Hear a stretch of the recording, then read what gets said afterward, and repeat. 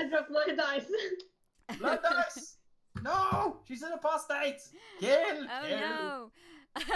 Okay, so hey everybody, and welcome to a Dragon Age character creation session. This is the first one ever. Rick will be hosting it today, and he will be teaching... Yeah, that's Rick. He will be teaching some of our very faithful, very wonderful followers from the Dragon Age fan group on Facebook how to make Dragon Age characters, and also you guys who are watching. And maybe we will shamelessly steal them and use them in one of our episodes in the future. That could be something we do, or not. We'll see. No promises. Is heinous a word? What? Is it like as heinous? Yes. Yes, H-E-I-N-O-U-S. There you go. But this is very typical that my Norwegian friends are better at English than I am. I'm the English primary teacher. Oh. Oh, hi, Rosemary. Hi. It's like, just my brain was like, 1 + 1 is B. Fiji. So, but like before we get started with Rick's whole thing that he's cooked together, I thought that maybe our followers could get the chance to introduce themselves so that other followers might get to know you better. Just like your name and who you are, what you do. We can start with Rara. Rara. Me? Yeah. Yeah, you. Sure. Right. What am I supposed to do? You can just introduce yourself. I'm Rara, Ranra, Kim. I can go. The list just goes on, but yeah, and I do stuff. You do stuff. Kim is a fantastic cosplayer. You know her as Leclerc if you've been watching the show. Best Leclerc. Let's hop on over to the next one, which would be Liana. Hey, my name's Liana, or Ryurai Art and Cosplay on social medias. And long time fan. Yes! And the creator of Kaida. We'll be seeing more of Kaida. We're seeing a lot more of Kaida. Yes. Next one is Lucia. Well, my name's Elin, also known as Lucia Hera. A lot of things, really. I don't even know what I do. I just am. Oh wow, that's deep. Yeah. Very. I'm gonna see if this is gonna. Therefore, I am. You posted a lot of great art, some very visually arresting art in the fan group. Sorry, not sorry. The next one is Rosemary. Hi, I'm Rosemary, also Lucha Gem. I'm a primary school teacher in England. So I have the same problem as Valep has with the actually. I try not to be too obnoxious about it. And my internet connection is terrible, so I might be dropping in and out. So fingers crossed I'll be here for this session. Sure, we'll survive. Next one up is my hubby. What? Okay. My name is Hobby. And I'm 32 years old. I've been playing... Well, actually, I think I've been playing role-playing games for about... What is it? 20 years? Give or take. I'm crazy, and that's all she wrote. That's my line. Oh. We're all mad here, to quote Lewis Carroll. I'm sorry, I'm getting pestered by, where are we? I'm pestered by Frederick here at the moment. So, first, no reply, man, when you heard us. Okay, cool. I just want to say hi to Frederick. He's a bit of a silent fanboy, actually. He's sent me lots of very nice messages over the last 6 months or so. The next one I'm going to introduce is, of course, the lovely Tonya, who is played Ness and Gakfar on the show. She's also decided to join us today, but she doesn't need to introduce herself. We've heard it before. Fair enough. Yeah. So I'm just going to hand the reins over to Rick, and I won't be here for most of the episode, but if you need me, just call my name and I will magically appear. Okay. I will. Enjoy. Anita, by the way, handles pretty much everything behind the curtains. She's like Yanto Jones for that spin-off series of Doctor Who that no one can remember. Torchwood. Thank you. Like everyone says, Torchwood. The one with half of the Dragon Age cast in it. Yeah, that's true. That's true, actually. Yanto Jones and Gwen, I don't know their real names, Gwen Cooper are in it. And Vivian's voice actor. Really? Who's Vivian's voice actor? Name escapes me, but she was in the first... She was the lady who died in the first episode, and then she got the magical hand and came back to life. Oh, yes. The Gwen. Smitten Mitten. Yeah. I love the Smitten Mitten. Okay, I'm going to go with this. This is basically written out as the Character Creation Bonanza 1.0. I'm going to save it as is, and then I'm going to send it to everyone who's on the event. And actually, I'm just going to post it up on the group. This is so roughshod. It's great. You don't have permission to save in this location. It's my goddamn folder. What are you talking about? Oh my god. Ola, I blame you. Fine. What did I do, by the way? There we go. I have permission to put it in my blooming Google Docs. That's funny. But yeah, we're going to go through this document together. And we're actually not going to be sorting out the character sheet for a wee bit because we're not creating a set of stats. We're creating a character, first of all. There's a lot more freedom. As Ola keeps telling me when we were doing the Vampire the Masquerade thing, don't make a stat you can't quantify or explain with your character. Don't make a character ultra strong when they're about this big. Doesn't make any sense. He keeps saying it, but I never listen. No, it's, if I can add something to that statement, is instead of rolling your stats and then think of your concept, just figure out who you are, and then try to defend why your stats are on your character sheet. That's the one. It's a very, very good rule. Now, if you haven't already, step one is the following. Get yourself a cup of tea. Or coffee. Or beer. Energy drinks. The blood of your enemies. I drink one of those things, but I have water. Excellent. You're all super healthy. I hate you all. Where's my beer? Usually Sonova provides my beer. Sonova. That's how she, like, pays me with beer. Yes, so if we have in front of us some 2d6, 3d6 even, paper, pen, pencils are okay. Do I need more than 4 d6 dices? I think that should be more than enough. Just gonna remind you, don't interrupt too much. You're very good at it. Oh my god, that was not required. Oh, Anita, that was so... man, are you okay? You alright? What? Well, you okay? That was a sick burn. I was like... Wasn't? I don't even pay attention. I'm pretty sure I got some syndrome. I don't even know when I'm speaking myself. I just go on and on and on and on and on and on. And then I change the subject to talk about the shoes I saw in the store yesterday. Dude. You are delightful. Yeah, I know well enough to know he did that on purpose, for the record. Right, I've just put the shareable link up in the chat. This is the group chat. I believe people who are watching at home can look at this as well. Oh, just in case, I'm going to put this in the Fateful Fumble group. There I actually write critique welcome.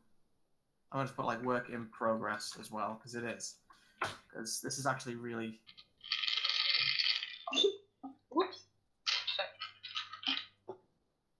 All right, cool. So first of all, no, I don't want to register my damn thing. The whole point of this is that you go in blind. So instead of coming up with a rough concept, you literally roll the dice, see what you get, and then see what reaches back at you, or see what you get inspired by the random results. When you're trying to come up with something like a character or a plot or whatever, starting from nothing is an overwhelmingly difficult concept. So sometimes it's good to just go with something and then have another look. Go with something else, have another look, because you're then forced into a smaller box where you can actually make decisions which get you a result. Now, this is best actually experienced in process. So let's do it. I need some dice myself. Oh my god, I'm not prepared. That's not a dice draw. I don't even know what kind of dice you need. Yes. Yes. They don't need no stinking dragon dice. Got my own What kind dice. of system are we following? It's 4d6 for everything. No, 3. Only But 3? we're not actually doing that bit yet. That was just a question out of curiosity. I have never played Dragon Age, the role-playing game, before, so... If it helps, it's based off AGE fantasy. Oh, now we understand each other. This is a perfect time for my neighbour to decide that he's going to drill into concrete. So let me know if there's any disruption. I may have to go and kill him. Again, just keeps coming back. So we're gonna basically hop straight in. Don't worry about if this is gonna feel like a PC or a NPC at the end of it. This is a great opportunity to actually create a character you can play around with yourself in a game. And if you like it, go with it. If you don't, NPC shell the fucker. Give them to me at the end. I don't mind. So we're going to start off with the place of birth. Oh, no. Very popular. Oh. Now, have you all got that sheet in front of you? Yeah. Yep. Rere, did you just print it out? I have it here. Oh, you got the character sheet. Now, if you take your 2d6, not drop it on the floor like I do, muppet. And then you can roll up the first bit, which is Nations of Thedas. I gather you've all got the document which I just shared available. Mm. Yes? Yes. It'll make this a lot easier. But I have to do this in Google Docs? No, it should be just a Word file. DocX. Cool. Who uses Google Docs anymore apart from, like, primary school teachers? But I can't even complain. We're doing a whole module on Google. And we just got Chromebooks. When you're trying to make a joke and it just turns out to be true, it just ruins it. Cool. Like I said, you can't choose your place of birth, but you can decide as a character what comes next. So while you may want to be able to say, I'm a Ferelden, or what have you, just have a go with this and see what you come up with. I'm going to go with this now. That's going to be an 8. My character come off.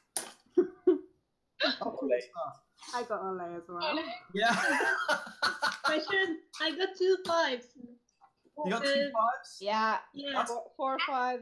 Vinter. Riri? It says something about doubles, I think. Yes. If you roll a double, you then get to roll again, and if you want, you can decide to pick something from the second table. Oh. 1d6. If you rolled a double on those 2 dice, you then get to roll on the second table, which has Orzammar and the Frostback Mountains and all sorts of other stuff on it. I got 3 marches. You got 3 Should I marks. roll again or just keep the 10? You can actually choose 10 if you want to Vinter. I don't know why you would. I don't know. Yeah, no, I just work here. I'll just roll an extra. Dang it. Roll the extra. 4. I don't Yes, know. your character comes from Canary Town.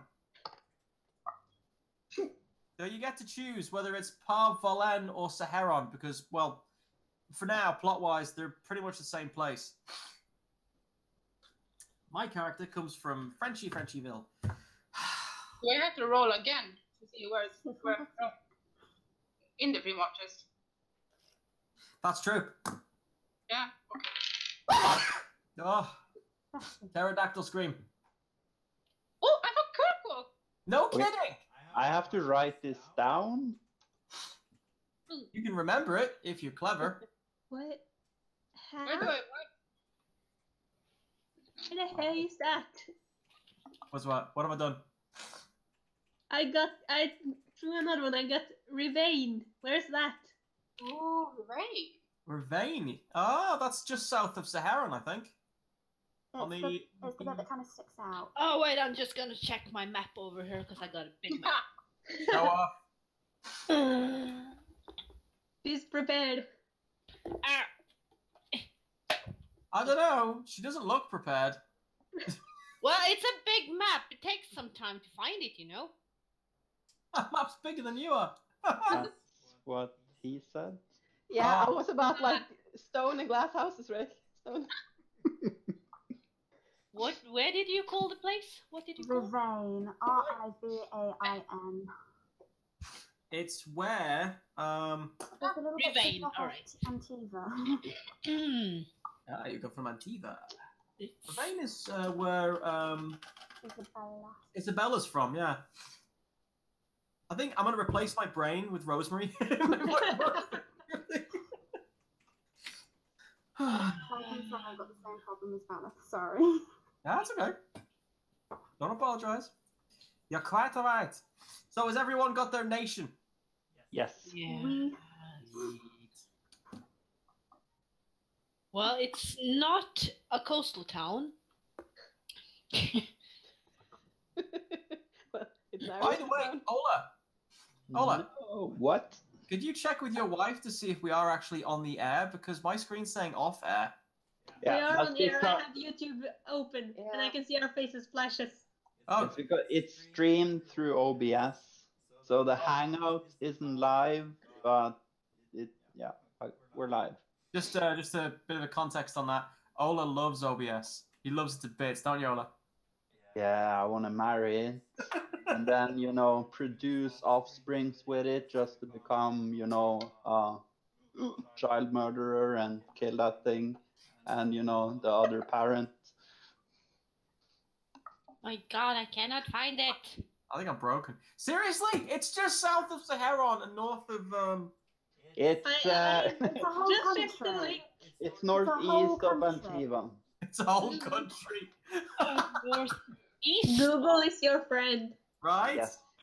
No, she wants to do it the old-fashioned way with a map. It'll be Yeah. that side of your screen. It is underneath the Heron. No, it's not.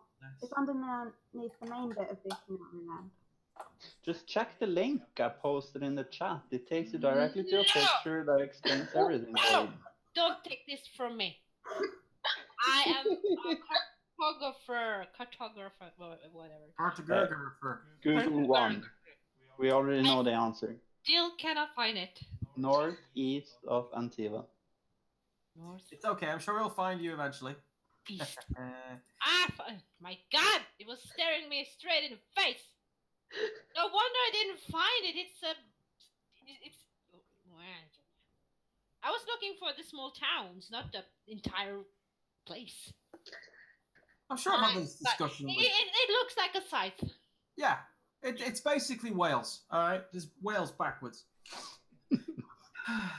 Right, moving on. So I've got a character from All A. Can we just I'm not going to allow myself to reroll no matter how much I want to. I'm done with All A. All right, okay. So after we've established where they come from, now we have to think about race and social class. Now bear with me because this has a big deal. It's the type of race which you are going to be is affected by where your character comes from, because there are less Kunari in, say, Ferelden than there are in Saharan. So the next table is a 2d6. Sorry, it's actually a 1d6, but the roll is affected by pluses and minuses depending on where you come from. So, say for example, your character comes from the Heron. You roll a dice and you basically take 3 away. If it's 0 or less, you're a Vidathari, which is the real name for the horned Canary. That awkward silence. For example. Oh. Everyone following so far? Nope. Okay. Roll a dice. 1d6. Yeah. And what do you get? I got the 3, so I'm a stinky human. I'm a human. I got an inquiry though. Oh, I got 6. Son of a... Oh, crap. You became a dwarf. No! You're an Elysium Dwarf.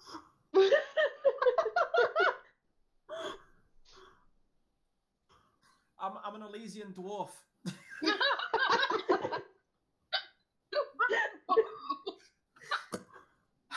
So yeah, when you get your dice roll, you then modify it with a little bit below.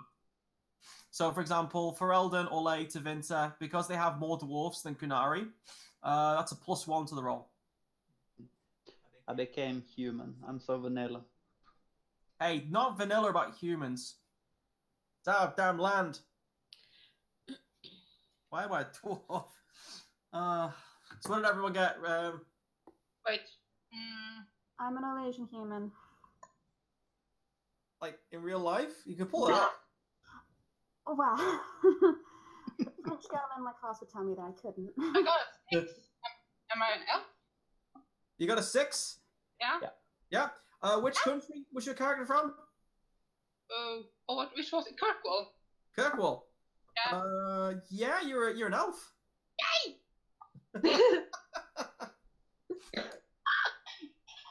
So happy. So happy. Ola, what did you get again? You got a human? Yep. I got a human. Got a human. I got a human. It's everything I hate. I get to be French and human. Damn. Kim. Kim. Tavintan elf. Seriously? Oh, that's not gonna go well for you. Oh, you're a slave. Oh, that sucks. All Tevinton elves are slaves. Well, this is going well so far. So if everyone's got their class sorted, yes. Then we move on to social class, I should say. Wait, we're supposed to write the race. That was the race and origin. Yeah, so now we're going for social class. That's right. Sorry, I'm stupid. You're forgiven. So not stupid, you're just a little bit. So the next table is basically your social class. It really does get modified depending on a lot of things, actually. So first of all, it's a roll of a d6. I got outsider, which basically is something like a bandit, clanless dwarf, escaped slave, homeless, that kind of thing. It's the worst. So I now got an Elysian dwarf who is clanless. I just wanted to. I rolled 2 d6s and I got 1. So yeah, I'm pretty much a slave. Oh my god, you're a toilet cleaner. You throw out the bedpans of mages. I didn't say what kind of slave. No, it's headcanon now. You can't stop it. Luxury slave. Basically, you're Ness now. Yeah. Are we supposed to roll twice? You got what? I got a 6. Seriously? Yeah. So you're basically nobility or like upper class in Kirkwall. Do we have to roll it twice? Huh? Do we have to roll it twice and take the lowest? Yes. If you're in Ole, Tavinta, or Ozma, or Aveni, because they have a very broad, or rather, there's a huge gap between the rich and the poor, you're basically more likely to be poor. The irony. I had to roll twice and I got a 6 and a 3. No! I got a 6 and a 4. Okay, Just so remember mid-class.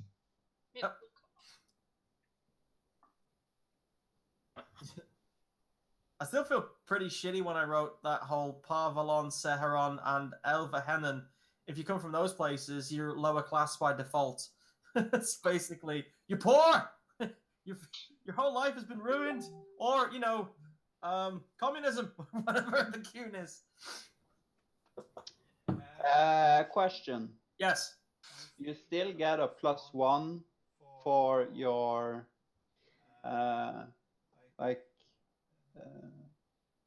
geography.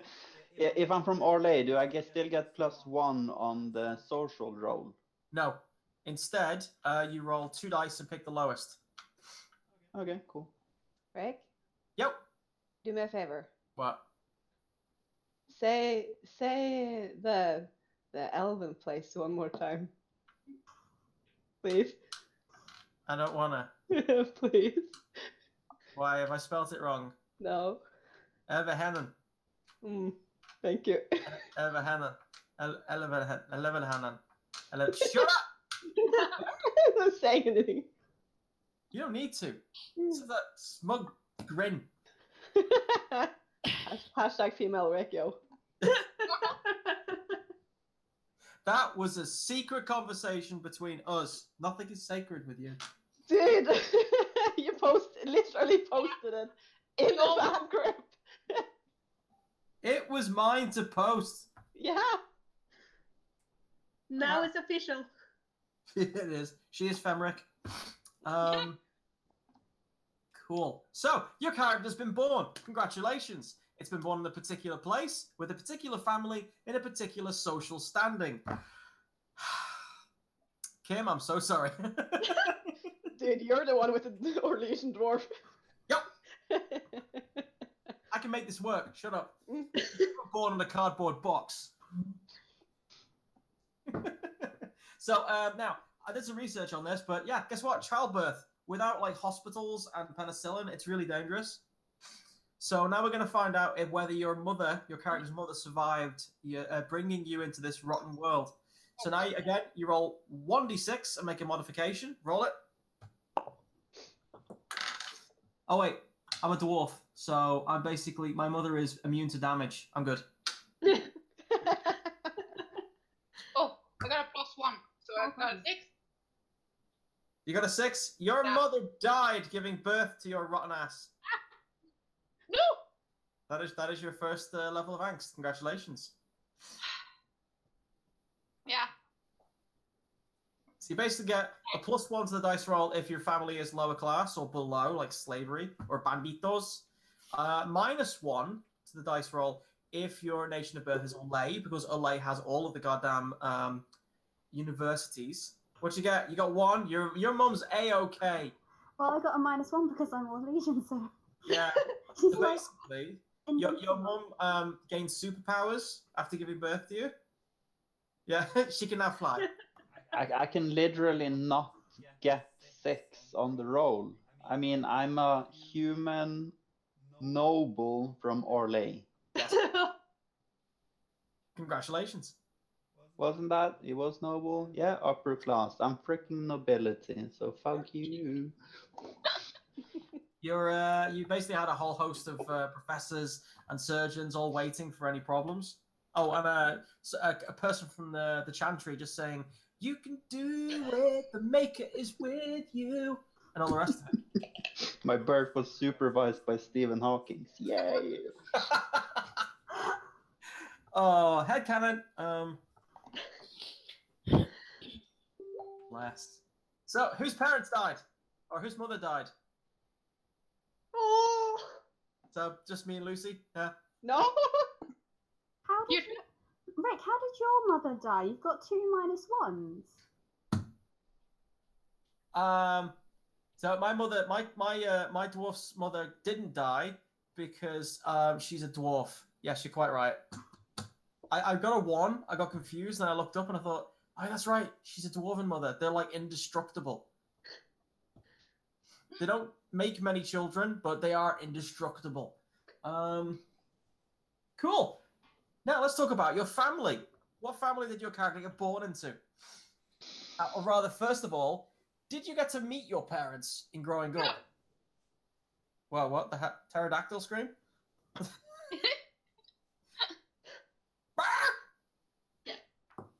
Great. I got to meet my parents. I got a 4. It's basically roll 1d6 and assess the table. If you have My mother gone. Huh?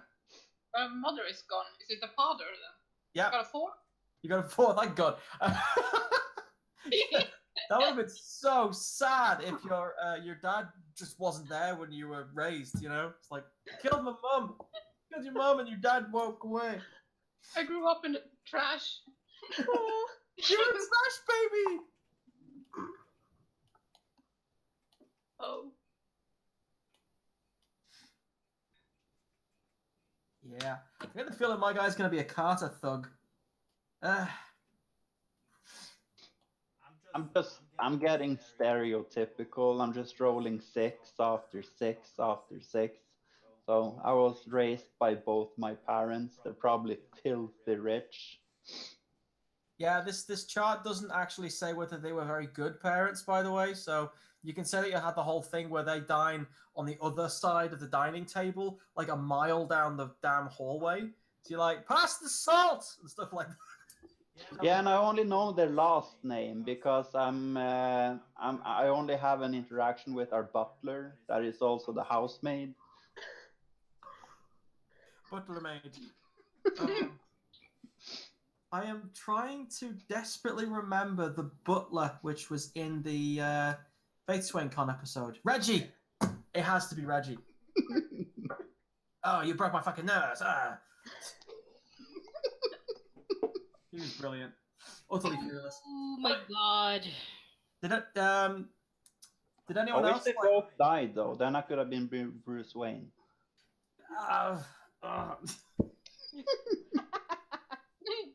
Batman invaders. Oh my god! Holy shit. We need to make Nugman. Yeah.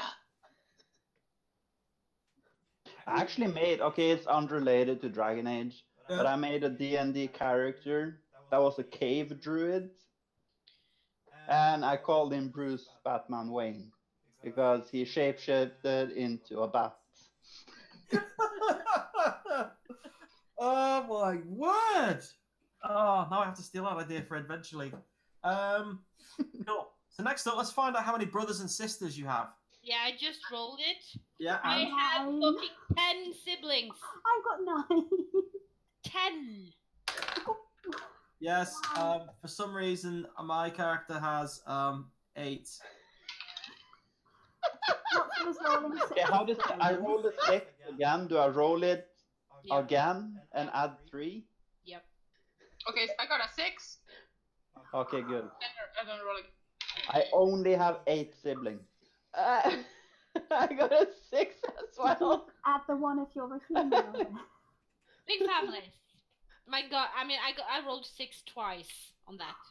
Wow. I got 6 That's and one And make you I'm type- a human. Mind you, I'm a human too. So plus Yeah, 1 as That's well. 9 siblings. Jesus, what's going on? It was like the baby boom. I think I have 9 siblings as well. Is it possible?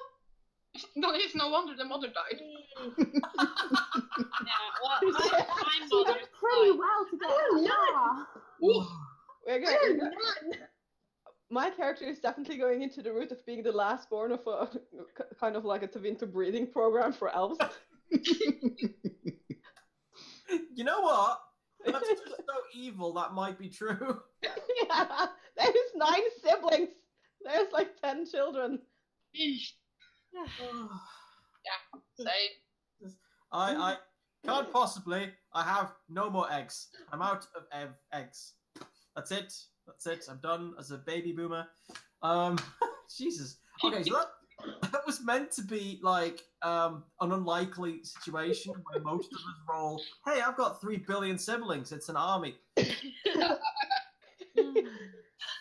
No, that's cool though. I mean, parents aside, your siblings actually give you a chance to flesh them out as, damsel types or as mentor types, right through to enemies and nemesis.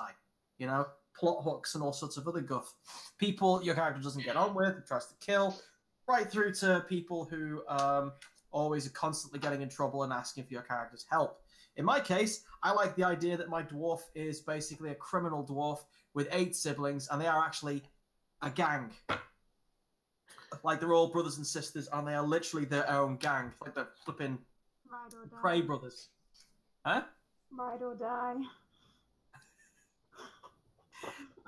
Cool. Immediate upbringing. Now, this one's stolen shamelessly straight from Xanathar's Book of Everything, I think it's called. It's been inspired by. I didn't copy and paste it. I wish I could have because I couldn't find the PDF. But yeah, this basically summarizes what type or theme of upbringing your character had. Now, this need not be coming from your parents, but it could also be from the immediate environment, where your character was drawn as a child or a young adult. What drew them in, possibly forming their first perspective of their local world. You're going to need 2 dice for this. Yay! Now, bear in mind, if you want to, you can veto it. Nice. Only choose one if you feel like it makes sense. If you're getting an idea in your head, at this point, go with it. I got traders. Immediately, I thought, yeah, that's a good front. I got 10. How does this work? I got traders as well. This is gonna be fun. My parents apparently, my upbringing is academics, but I'm out of lower class. How does that work? You're what class? Lower class. Well, basically, you got to remember, this doesn't mean your parents or your class. This could mean, for example, your character found their way into a library, or knows someone who has all these books and visited them regularly, Matilda style, and basically learned all this information from them. This represents the kind of the thing that influenced them most as a child or as a young adult. Yeah, or you can just simply be Sam from Game of Thrones, you know. Yes. I haven't seen Game of Thrones. Okay, and basically you make the food and you clean out the chamber pots from a library or an academic place. And they give you books to read every now and then, which you do, because you can read. Yeah, there we go. She liked that one. She might just ended up reading the very thing she got beaten with. Oh.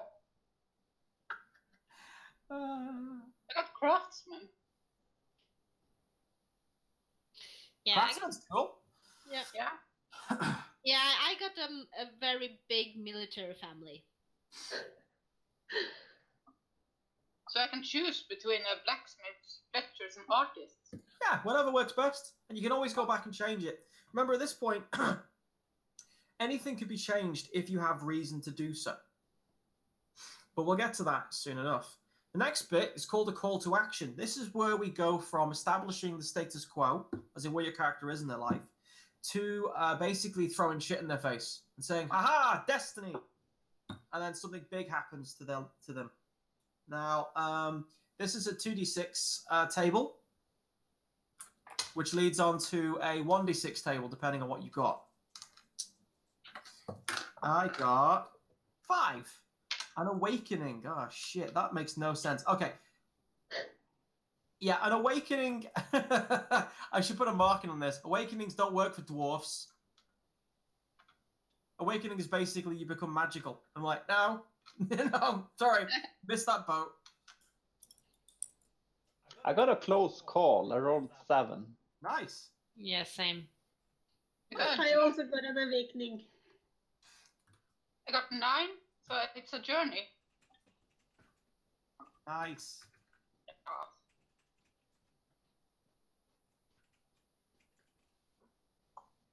Oh, fudge. Can I be a banker?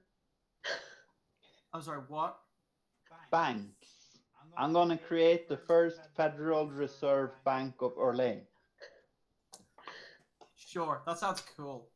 A nemesis. Nice. Okay. So you'll notice that some of the, I think 2 of the tables aren't complete yet, because I suck and I ran out of time. But I'm hoping we can finish them today as we're doing this. I got nemesis. And rolling that again. Flip. 5. Your actions create an enemy in an ancient creature. Oh. Oh, well. Well, there are lots of ancient things around in Thedas. It's meant to sound whimsical, as in something that isn't usually found in the minor threats gallery in the bestiary of the rulebook. So something like, I don't know, a spirit, or a demon in particular, or a forbidden one, or Sodic, Corypheus. That'd be fun. I got a free revenge draws you into the world. Yes! So what did everyone get? Kim? Mistake my action result in the destruction of your home. Well, technically, I wouldn't have owned a home, so it might be the home of whoever's owning me. Yeah, home is basically your status quo. So it could actually mean that you ended up burning down your master's estate. It was totally unintentional. Whichever, you're dangerous goods now. You're on the street. Yeah. Oh, I've run away. You can actually roll on this table several times if you're trying to create a longer story. Then what happens next? For my part, I got created a nemesis and an ancient creature. Prior to this, it looks like my family were traders for arms in Orlais. Now, considering that I was really going for the whole clanless homeless bullshit, I'm thinking that they are essentially... They moved into criminality because of desperate times, became arms smugglers, basically selling arms to Gustav during the War of Masks between Gustav and the Empress. And they accidentally picked up the wrong kit one day and ticked off an ancient creature of some kind, which I can flesh out as a nemesis. And as a consequence, he is on the road adventuring. Hooray! I am a smuggling criminal scumbag. It's great. With 8 brothers and sisters. What would happen if I rolled again? 9. A journey. Oh, that's perfect. Wait, I haven't finished the table yet. Nah, I don't need it. Anyways, at this point, I'm hoping you're starting to get an idea forming in your head about who your character is. What are you thinking, Kim? Trash kitten? What? Is your character a trash monster? As in, like, slave? Escaped slave, thank you. Your character's extremely unlucky, isn't it? I have a lot of siblings. Do you still have them, or did they die in the fire or whatever? No, I didn't say I knew my siblings. If my mother was a breeding cow-ish, then they probably got sold off at some point. But yeah. Oh god, that's a good point, actually. Yeah. Yeah. You see, separated by the whole, like, your master is gone, so you're separated like property with all the hereditary sales in an auction. Oh, that's grim. I love it. Yeah, okay. I pretty much got a very fun combination. What'd you get? I'm a human noble from Orlais. We're traders. The whole family is traders. We do everything from trading. Think syndicate style. Nice. Yeah. We're legal on paper, but we bend rules. But I got a close call, which means that I only just saved the day through my heroic deeds, though no one found out. So I'm this bitter man that, had my chance of glory, I grabbed it, and there was no witnesses, so nobody know how awesome I am. So now I'm, bent on putting my name in history. Oh, that is really nice, actually. I'm going to put that in. I'm going to add that. And my 9 other siblings are, of course, jealous of my, awesomeness. So they are constantly robbing my house because they think I have too much. So think Bilbo Baggins' cousins.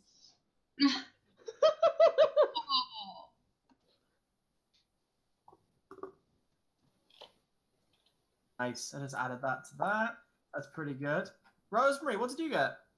I'm an Elysian human, middle class, so I'm with lots and lots of siblings. I'm thinking traders of probably food produce, and because I got sort of raising as a farmer, I'm thinking that my character had no head for business and decided, you know what, screw it, I'm going to go and work on the farm and protect the people there. And I got a calling, so troubles brewing, maybe bandits, raiders, darkspawn, something like that.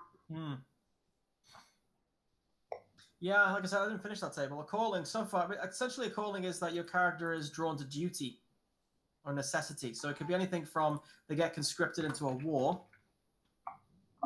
It would make sense if they're drawn into the civil war with Gaspard and Celine. Possible? C'est possible? Je ne sais pas.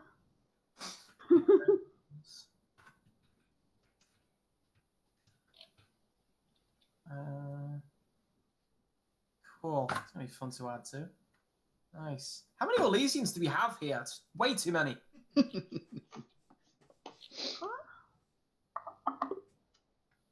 Well, the thing is, they apparently breed like rabbits. I had a lot of fun adding in that humans propagate really quickly. Procreate, I think.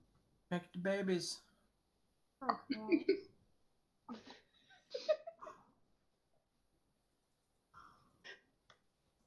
Cool, cool. So the new path is basically something which really can't be put into a table because at this point you can actually start using the character in a game.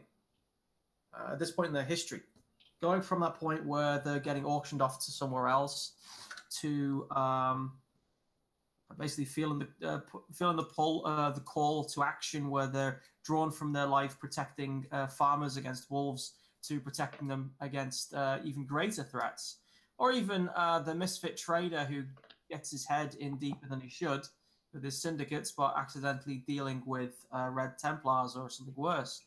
That point, what? If it sells, it goes. Just remember that. He's hell bent of having his name in history books. He's gonna be the richest fucking person alive, and he will literally sell anything if it gets him money, including your soul, if there's a devil that will buy it. There is several, in fact. They're in the phone book. But God, your character would be Ferengi if he was Star Trek. Ferengi without profit is no Ferengi at all. Trying to maneuver on this chair is like trying to dance on ashes. Oh, damn it. Think Goodfellas. You know the movie? Yes, not the people, but the movie. And you have the quote. Oh, that's very sad. Fuck you, pay me. Oh, I'm gonna have to quote your character on that. So this is the bit where it's difficult. You need to decide how your character basically becomes one of the classes. What are they most likely to become? A rogue, a warrior, or a mage? Now, for some of you who's had an awakening, this is kind of a duh moment. There's not much choice. You're a freaking mage. Deal with it. As a dwarf, I missed that opportunity, unfortunately. No dreams. Which sucks. But in the Dragon Age games, there are one dwarf who is tranquil. Are you sure he's tranquil? Are we talking about Mr. Enchantment here? Yeah. Yeah, he's just slow. It's special. There's a lot of very interesting theories about that guy, considering what he can do to a dozen Darkspawn. Mm-hmm. Like, for example, that he's actually, what is it? He possesses, or he is literally the remains of a pillar of the earth, which is one of the dwarven gods, or is literally one of the big dwarfs. It gets complicated. Dwarves are complicated in Dragon Age. So why couldn't you be one of the first dwarves who got awoken? I see where you're going. It's a nice idea, but I don't know if I want to do that. It seems like I'm breaking a cardinal sin. It seems to be our job. It's like, in case it backfires, you better find someone else to do the deed. This is also the mindset of my character, by the way. It's okay. Just blame it on Kim's character. She's used to it. Gosh. You know what? Sod it. Should we start making character sheets? Yeah, I already have another character in mind. That's really nothing to do with this, though. Charming. Suddenly, my character feels like a hybrid between Gatsy and Violet. Mate. Like, oh my no. She had an awakening, or he or she had an awakening. Your magical ability spawn causing a temporary possession. Then a mentor, a warrior, shows interest in you and begins to training you. That's interesting. Cool. Just imagine that probably will end up being a she. She read some book and suddenly she got possessed. And then the warrior figured out and started training her. Arcane warrior? Mayhaps? This is why I don't read. I'm pretty sure my character is a rogue. Oh, really?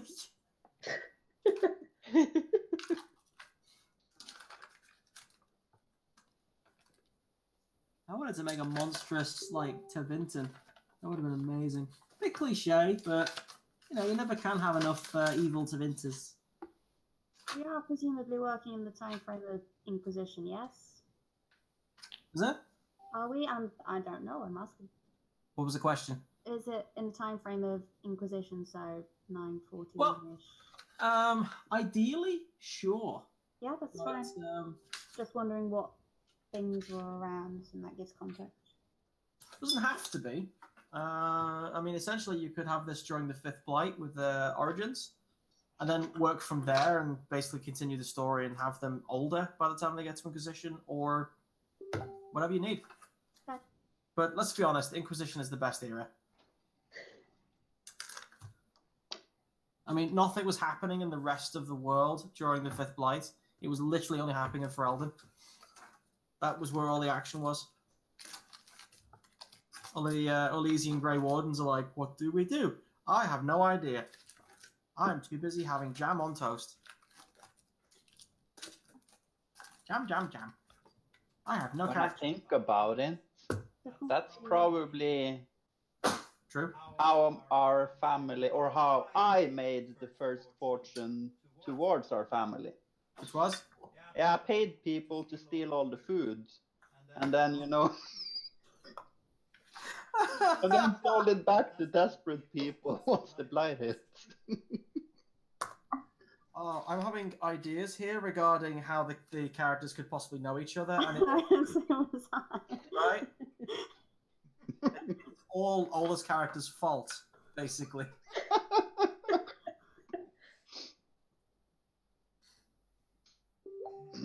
Yeah, I paid the archdemon to invade Ferelden so I could make coin.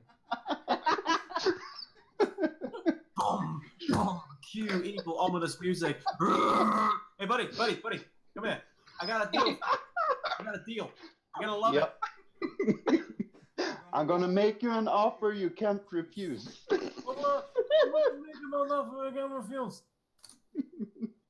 Oh, hell no. Great, now that we've got a concept, though, this bit's a lot easier. Now, you know, I'm having a lot of trouble with the Castrals at the moment because the players, including Anita, poor soul, decided to roll up the stats randomly. Yeah, don't do that. It'll never go your way. Either you'll have too high stats and you'll feel really bad, or your stats will be immensely weak, and you get situations where, for example, she can't hear me though, I don't think. A certain Amdulis, she's looking at you, Tonya. A certain Amdulis basically jumping in the way of all of Valet's attempts to be useful by being even more useful. So yeah, let's do the But you're wrong, Rick. Shh, you're on mute. You can't talk. No, you're wrong because it doesn't make me feel bad. Some people just like power trips. I made a mistake. I thought you had a conscience. My bad. I am so bad. Well, it's practically your fault because you because the first rolls I made was like super shitty, and then I was like, you know, I told you, oh, it's so bad, and you said roll again, and I did, and this is the result. Well, you know, in my defense, I was on the toilet and you were shouting through the door, so I would have done anything at that point to get you. Shut up! I'm trying to concentrate. Damn it! I'm trying to relax. Halfway, and I have to struggle here for another 10 minutes. Assholes. The big plot twist was I was at home. I don't know what she was doing there at all. It's 2 o'clock in the morning. Go home. So how does this character sheet work? You write on it.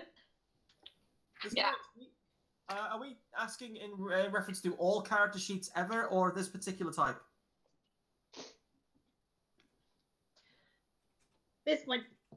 This one. This one, which I'm hoping you're using the same one I am. A lot of this you don't really need to worry about immediately. The abilities are the most important bits, and that's communication, constitution, gurning, dexterity, magic, strength, and repair. Those are the ones that really matter. I honestly thought you said gurning. Yeah. Not Not everyone knows what gurning is, love. Seriously. It's like a very local reference to that. Gurning, by the way, to my Norwegian friends here, is basically what someone from Telemark looks like. It's like the whole, like...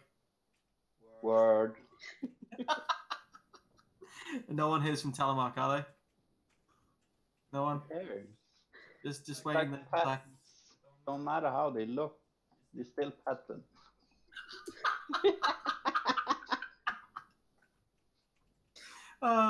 Hashtag straight out of Furset. Yeah. It'll work.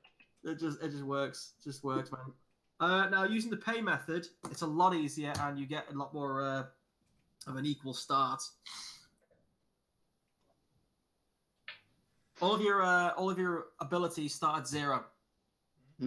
And you get 10 points to increase them. You can't get them any higher than 3 at this point. But you've got essentially 10 to pass out. 0 is fine, by the way. 0 is okay. That basically means when you're doing a test with that skill, it's just the dice result and anything else you get for the ability check. Adding numbers to it is even better, but it's no crying matter if you have a 0 in an ability. But essentially, communications is your ability to deceive, to communicate with people, to basically improve their perception of you, to lie to them, to bolster them, to even to try and find out whether they're lying to you as well. Communications is a lot easier to use in a simple setting and more of an intrigue thing. So you can't talk someone to death, to my knowledge. In Dragon Age, in Dungeons and Dragons, which is hilarious.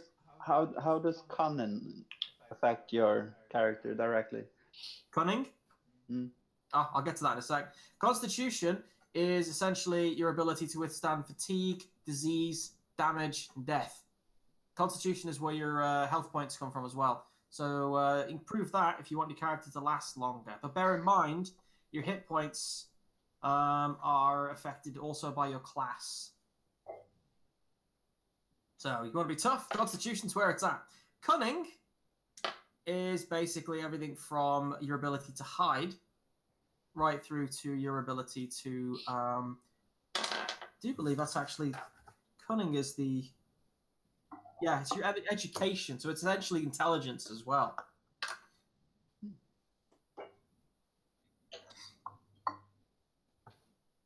Dexterity is basically how well you can do the river dance. Great for rogues and parties. It's your ability to be acrobatic, not get hit in the face. One thing that's better than wearing armor is not getting hit in the first place. Ask Feral. I think she's got. Because your dexterity adjusts your defense rating, so people have to beat that to hit you in the first place. And I think Feral's is around 19, so you have to nuke her from orbit just to make sure you catch her. It's not fair. She's way OP. I'm gonna have to invent something to hurt her with. Oh, I've just had an idea.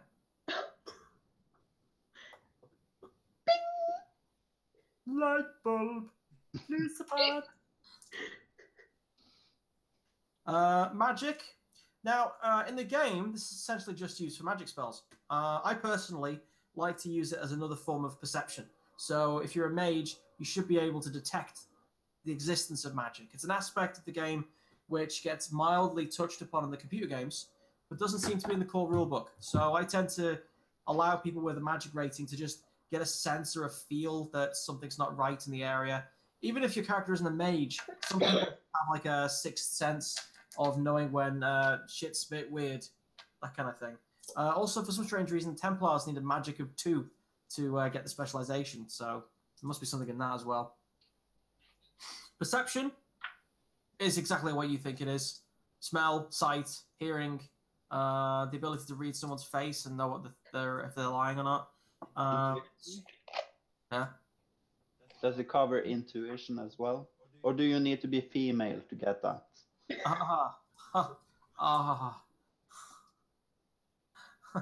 Well, you can always just cheat and like mini-max your character and put a bit of twink and basically say you identify as female but get all the bonuses for being male as well.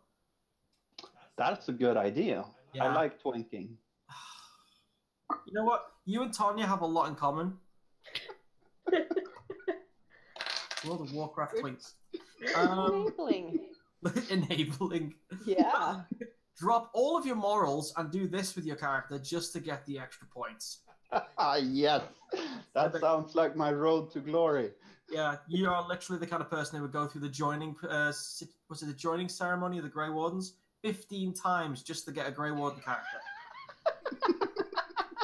Like the 14 other characters that came before are dead. Now they died horribly. Oh, the gamers. The gamers. I just have a stack of bards that I just keep throwing on the table, and whenever I die, I just bring up a new one. Bring up a new one. Bring up a new one. They're all bards. They're all different from each other. No. This one has a name that starts with A. This one has a name that starts with B. No, they're called number 1 and number 2 up to number 50. Yeah. Kim, that is an amazing naming concept. Like every character you have, like your first character is something beginning with A. The next time you make a character, it has to be a name something with B. And you just keep doing that all the way to Zebediah, you know, just crazy. Just like naming hurricanes. Yeah. That's it. I would just skip straight to C and Utsad and, you know, just see all bow to the power of Zod. Wow. Kneel before Zod. Get out of your wheelchair and then kneel. But I don't have any knee pads. I have no knees.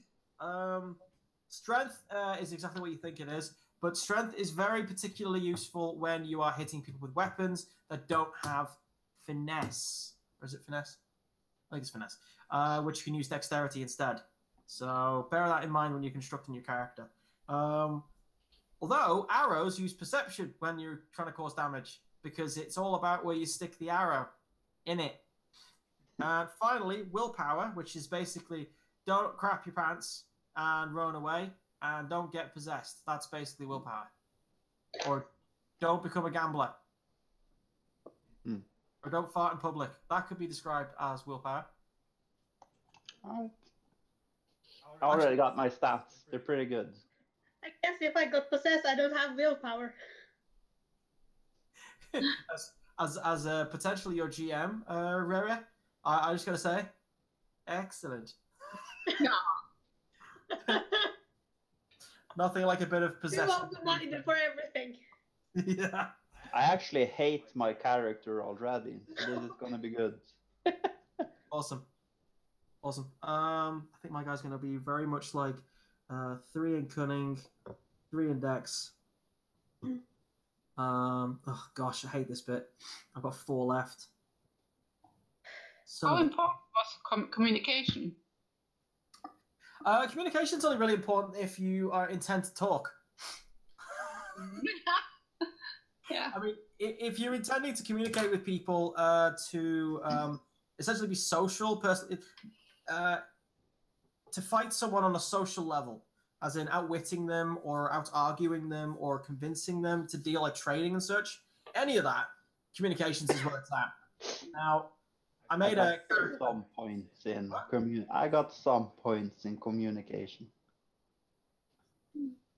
You know, just for shits and giggles, because rule of cool, if you need that extra point, you can always knock one of your zeros to a -1. I can? Done. So, for example, if you want your character to be an albino wisp of a character, reduce your constitution to -1. I don't even know how that works with hit points, but it sounds funny. I'm gonna put -1 in magic. Oh my gosh. Yeah, that can be done. That can be done. I can't have 4 in communication. No, you can't go higher than 3 at the moment. Damn you have backgrounds next, which will improve it. But if I'm a mage, can I put a lot into magic? Yes. Yes. Okay. Yeah. And willpower. No, I was possessed. The whole thing. She got possessed. You could argue that your character was possessed, but afterwards they've learned to be a little bit harder to possess. It's like a vaccine. You know, you've had it done once, and it's unlikely to occur again because you're ready now. Kind of.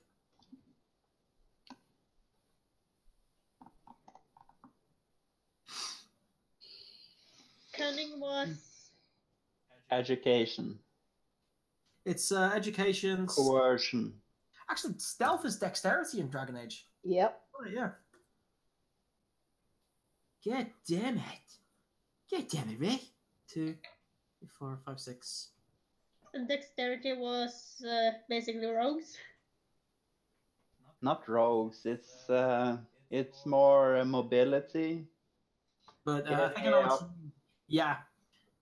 Dexterity is very useful for rogues because that's where they get their stealth and their heart. People are having trouble hitting them in the face. So can I have like -1 on magic? Yes. Yeah, okay. But I will call you a twink as well. Yeah. Okay. Somehow she'll survive. Honestly though, Rick, this character of mine is more useful as an NPC. Give him to me. I already want him. Because he is just delightfully evil. Sometimes the evil ones make the best goodies.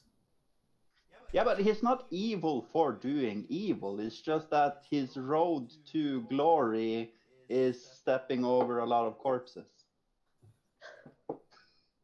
Possibly even those in this particular chat. Who knows? Who knows? Who knows? I'm just saying, if you don't accumulate income, I'm going to be the Nazi state that's saying, if you don't contribute to the national income, you have to be executed. See, now, I have this inkling suspicion that your character screwed my character's family over. It makes sense. This ancient creature could have been like an idol, which you shipped to my character's home. And we're like, oh, it's a gift. That's amazing. Tentacles everywhere. And, Mama and Papa got dismembered horribly by pseudopod in a grotesque fashion. And that's the ancient creature which you set upon us. It's a curse! What? I didn't know that. Yeah, sure. You just hired the old hag to do it. Yeah, but yeah, you're the ancient creature. It was cheaper than sending it via postal mail. I didn't know it was cursed. I wanted to give you a gift. I can't blame this on me. That's just being ungrateful. My mother and Papa are dead because of you and your curse. It wasn't my... Okay, listen. It was a gift. It was shining gold when I sent it. It's not my fault she ate it and shit it out with a curse. That's on the hag. Really? Yeah, that's where you're going with this. It's like, it wasn't cursed when I had it. It somehow got cursed en route. Oh, bless. Remember to pay for proper, postal service next time. I now want to actually create a postal service in Ostwick. And it has to be run by a crazy dwarf who thinks that nugs can deliver the post. Yeah. You have this knock at the door and you go out and you're like, no one's there. You look down, there's this little nug just like this with the post strapped to its back. Okay, let's make it even better. I have an identical twin. That's one of my siblings. And I blame everything on him. Is he in prison? Possibly. But you keep breaking him out so you can blame him again. No, not in, jail. He keeps getting into, because I have this thing, I need to have an scapegoat, so I use money to pay, like, the police or whatever, that they keep him for a few days and then let him out again, so I can keep blaming shit on him. You're right, this is like a whole, what was it, man behind the iron mask kind of thing going on here. Yeah, the type of, I need him to be outside of jail, because I'm going to do something, shady, and I don't know how the outcome will be. So if it goes to shit, at least I have someone to blame it on. Your character is posing as your twin, so that when the shit hits the fan, you'll just revert back to being yourself and put your twin brother back in there, and no one will know the difference. Yes. Oh my word! There's so many sickeningly horrible things you can do with this guy. Right. Anyway, moving on. If everyone's ready with their abilities, we're going to move on to backgrounds, and this is where it gets exciting. Who has not got access to the core rulebook? Me. Damn it, Rosemary. Sorry. By the way, what was your character born? Pardon? Your character was Elysian? Oui. Oui. Mais oui! Let's see. I'm going to focus on the ones that are awesome. Who was it who was doing a cosplay of the elven bride? Honey, seriously. I'm so freaking pumped that you did this. Yeah. That's amazing. More blood. Dude. Backgrounds, you said? See? That's page 12 to 31. That's a lot of pages for backgrounds. Well, that's an interesting thing. You've already figured out where your character's born, so you only need like one or two of them to look at. For example, for Rosemary, we have Elysian Commoner, Elysian Exile, or Elysian Noble. Oh, we also have Elysian Student. Which one fits better? I already have the noble thingy. Well, when I rolled, I was middle class, which doesn't quite fit any. Right. Now I roll to see if I get bonuses to the shit and shit. Yeah, you can choose, by the way, but then you have to choose one of the +1 to an ability and one focus. Or you can roll randomly. You can do either. But if I roll, I know I'm gonna get only awesome shit. That's true. The fool gets the prize. So my focus is cunning. Hold on. I'm gonna roll 2 6s. Right. And I get +1 cunning. We're all going pterodactyl on this house. Jesus. That brings my cunning to 4. No. Hold on, Rosemary. Yes. Which one works for you again? Commoner, Exile, Noble, Students? It's probably going to be commoner given that I was middle class and decided to go. Right. Congratulations. You get 1 to your dexterity. Right. That can go over the 3 points you've given him, if you have. You also get to pick one of the following focuses. Brawling under dexterity or faith under willpower. Okay. You choose one of those. Yep. We could choose, you said? Oh, well, that chart, yeah, you don't have to roll. Okay. Because I found a better one. Is brawling hand-to-hand combat or unarmed? It is. Okay. It is, yes. See, if you roll, you could get +1 like twice on your abilities, Ola. But I don't need that. I saw the communication persuasion focus. Yeah.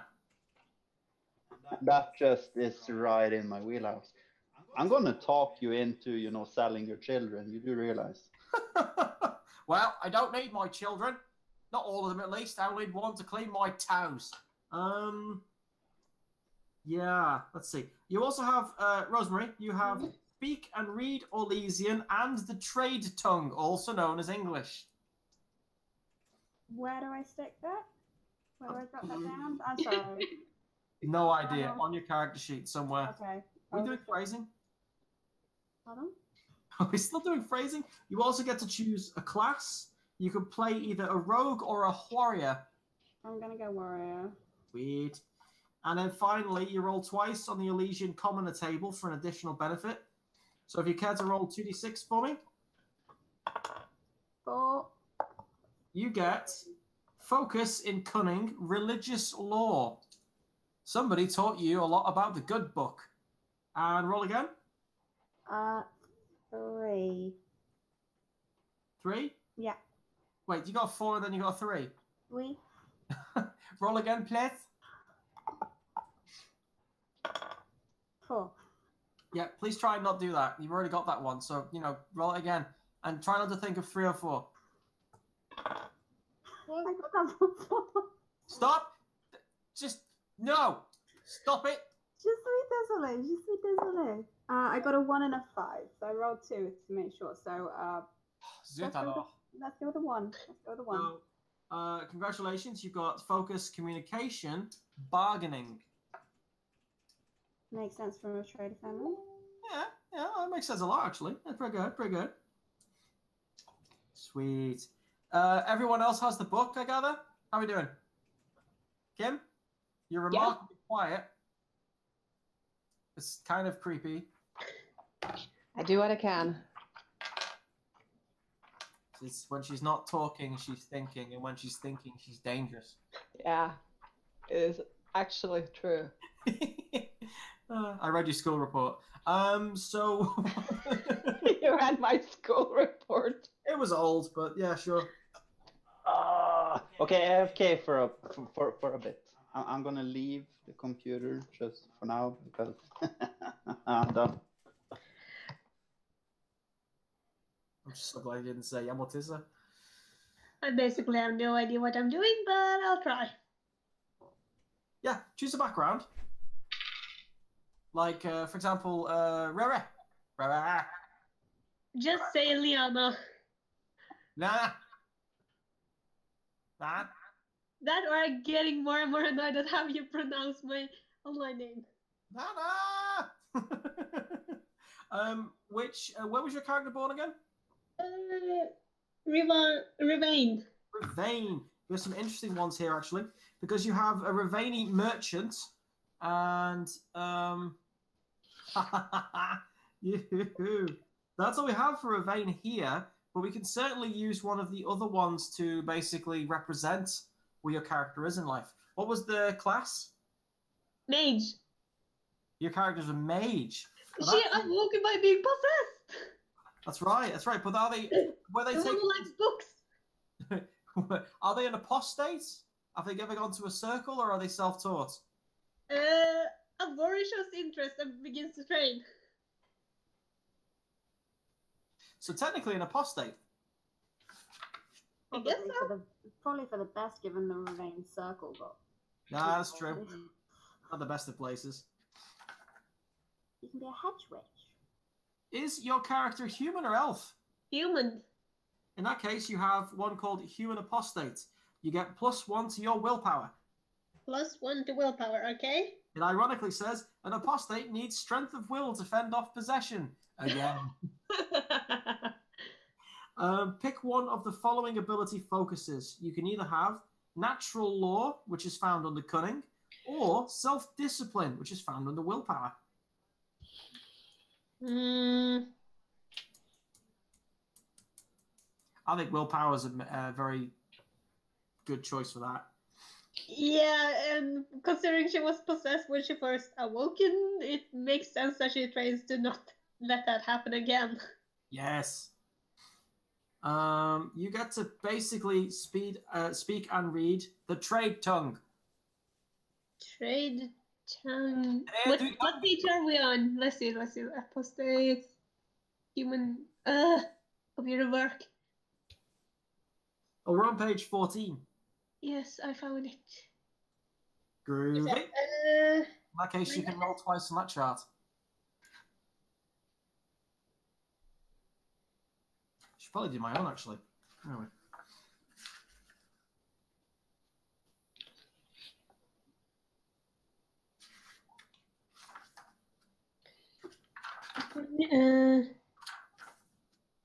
Take the mage class.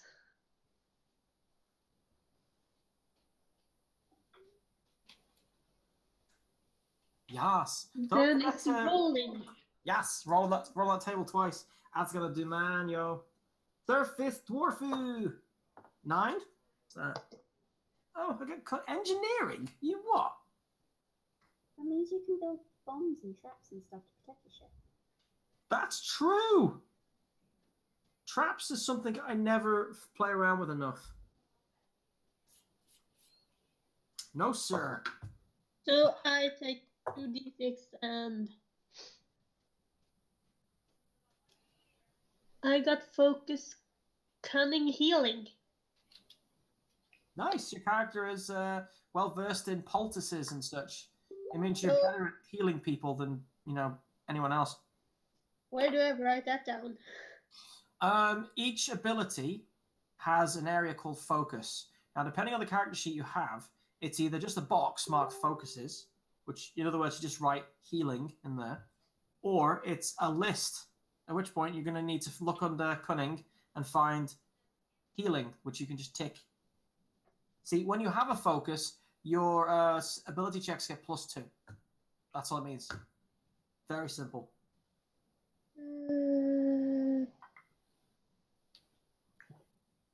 Did you say talent? No. No, talents come later. I get this shit thingy. I'm not sure. Yes. It's, you see where the ability is? It's that big box. Okay. Yeah, you basically just write healing in there. Okay. Ironically, I don't feel like that's the best character sheet. The best one, I think, is the one where it has a list and it has, like, the... I just took the first one on the link you shared. Yeah, my bad. My bad. Now, I'll show you... The second for the first didn't work, so the second. Lame. I'll be sure to send you the better one so you can cross it over. Do that. I will. Please send me that as well. Sure. Oh, this is awful. Same. I've got the one from the official one. Yeah. Let's see.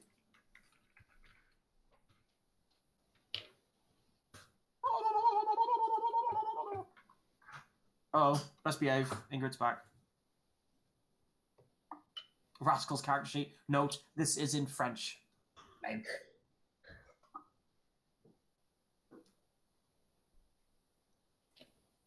Oh, you clever boy. Yeah. Is there something more I need to do, or? You've rolled twice on that table? Oh, I need to roll twice. Okay. Yes. And +1 magic. Yes. So +1 magic. Oh, this is a very nice character sheet. I like this one. Hang on. Can I add this to the chat for you guys? Damn. Take a look at that. I like it. Someone made a homemade one. Very, very good. Ooh, fancy. Oh, wow. Actually fancy schmancy. I'm looking at a guy who I've got on Instagram. Skinner Games, I think it is. He's adept at showing how great he is at actually hand drawing character sheets and then processing them out via Photoshop and then doing journal. I'll sort myself out.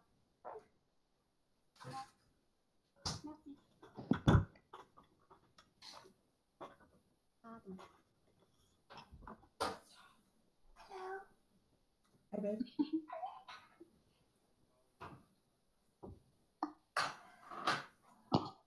Awesome. my surface dwarf has gotten cunning, engineering, willpower, courage, and communication bargaining. What? I have a cunning linguist. Yes, thank you, Ingrid. Worst human being in the whole world.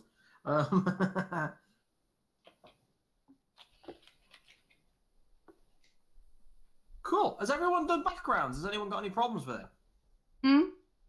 Has anyone still got any problems with backgrounds? If I do, I don't know what's right. I think you've done it, Rosemary. I think Because so. I just went through it with you. Indeed. So if there is a problem, I don't know about it. In fact, Rosemary, hold on. I'm going to send you something.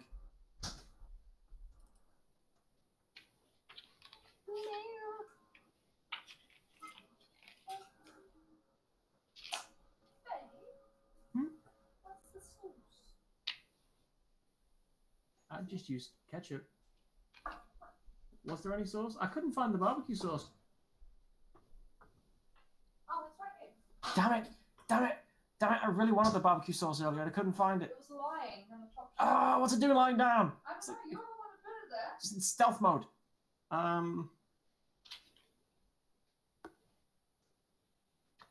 Ah, yes. Yes. Where is it? There, got the new cheats. Yay! I wish I had a printer like yours. I'd have to spend around like 1,500 krona just to get the cartridges placed. I need to use it, or it's just standing there because it's the bad one. I want a good one. Hey, black and white's fine. Oh, Rosemary, check your messages, please. It's Rosemary O'Reilly, right? Oui. Yes, that's me. There we go. That should solve the situation. There we go, it's dinged. It has le dinged. Merci beaucoup. Now, the next bit, we choose our class. I'm getting a rogue. By the way, Rick, Yes? on background for me, Yeah. what am I supposed to write? Well, which background have you chosen? Kirkwall elf middle class. Oh, I see. Okay. So, you're essentially you're a free elf. Video. You could be actually classified as a free marcher, technically. That would make more sense. Okay. Although if you want to really... Because your character is middle class, they're not really poverty-stricken, they're unusually well off. Mm-hmm. Yeah? I don't think Kirkwall has much of an alienage, does it? Yeah, well, they got one. They do. Not that far. Yeah, it's not exactly closed gates or anything. Oh. Free elf. You can either go for city elf. Yeah. I'd recommend that, actually. That works best. Yeah. That's on page 17. But essentially, you add 1 to your dexterity. Okay. So get 5. Yes. You get to choose dexterity stealth or perception seeing as your focus. Do I write that in the dexterity box? Yep. You just write stealth. It means when you're trying to do a stealth check, you get +2 on top of your dexterity. So you're pretty damn stealthy. Yeah. Especially for a level 1 character. Dear God. You can read the Twade tongue. Mm-mm. And you can either be a warrior or a wogue. Rogue. Warrior or wogue. I'm a rogue. Yeah. And now you roll 2d6. Yeah. 7. 7? Yeah. You get +1 perception. Ooh, 8. Yes. And then roll again. 8. Yes. What do you get? 5. Now you get focus in cunning called evaluation. That basically means that you can actually see how much your loot is worth when you steal it. And cunning evaluation. Yep. Yes. And that's you done. Anyone else? All right. Now, we should have determined now whether we're going to be a rogue, warrior, or mage. Before we do that, where are we? That's gaining levels, isn't it? Yes. Cool. So, for example, my character's going to be a rogue. My level 1 rogue, my primary abilities are communication, dexterity, and perception. That's important because that means that every level, if it's an odd number, you upgrade your primary. If it's an even number, you upgrade your secondary. Or is it the other way around? Even is primary, I think. Uneven. Sorry, yeah. Odd. Even numbers is primary. Odd numbers is secondary. So when you go to level 2, you choose to get a point in one of your primary abilities and one of your primary focuses. So it really depends on which class you go for. Warriors have a primary ability in like Constitution and such, whereas mages are super smart because they got all those books around them. They rub up against the books and then they become smart. Why? Rescue was super smart. Didn't help though in the end, did it? Oh wow. Okay, that's not on camera. That is rude. You were rude. I have a rude wife. What are you doing with that knife? Famous last words. Famous last words. Phone help? Nope. And nobody phoned for help. So, for example, my character has a primary ability in communication, dexterity, perception, which I'm going to put a star at because I'm lazy. Star on communication, star on dexterity, and a star on perception because they're my big go-tos. My starting health is 25 plus constitution plus 1d6. Great. My constitution is 2. 1d6 plus 2 is 4 plus 25, 29. So that's my starting health. Which is actually alright. My dwarf's pretty tough. My weapon groups, in other words, weapons I can use without having huge penalties, include all types of bows, my fists, light blades, and staves. Or if it was in Norwegian, stavers would be like, I attack you with letters. It's a little bilingual humour. Wicked. Now, after that point, you start with your level 1 powers, which for me is a backstab. In other words, if I can approach my target and not get seen, I get loads of bonuses for stabbing them in the butt, as Firil found out. And Rogue's Armour, which means I'm at home in leather armour. Which means I ignore penalties for wearing armour altogether. It affects neither my speed nor my dexterity. Sweet. And finally, I get a starting talent. I get to choose contacts, scouting, or thievery.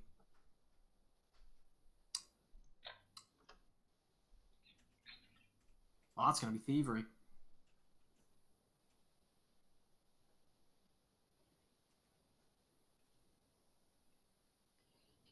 I'd highly recommend that you take a time to write down the class talents like backstab, because the rules there you will constantly forget, especially if you're a rogue, because you have all of these nitpicky OP rules which make you phenomenally good at stabbing people in the face. Just ask Tanya or Firil, son of a.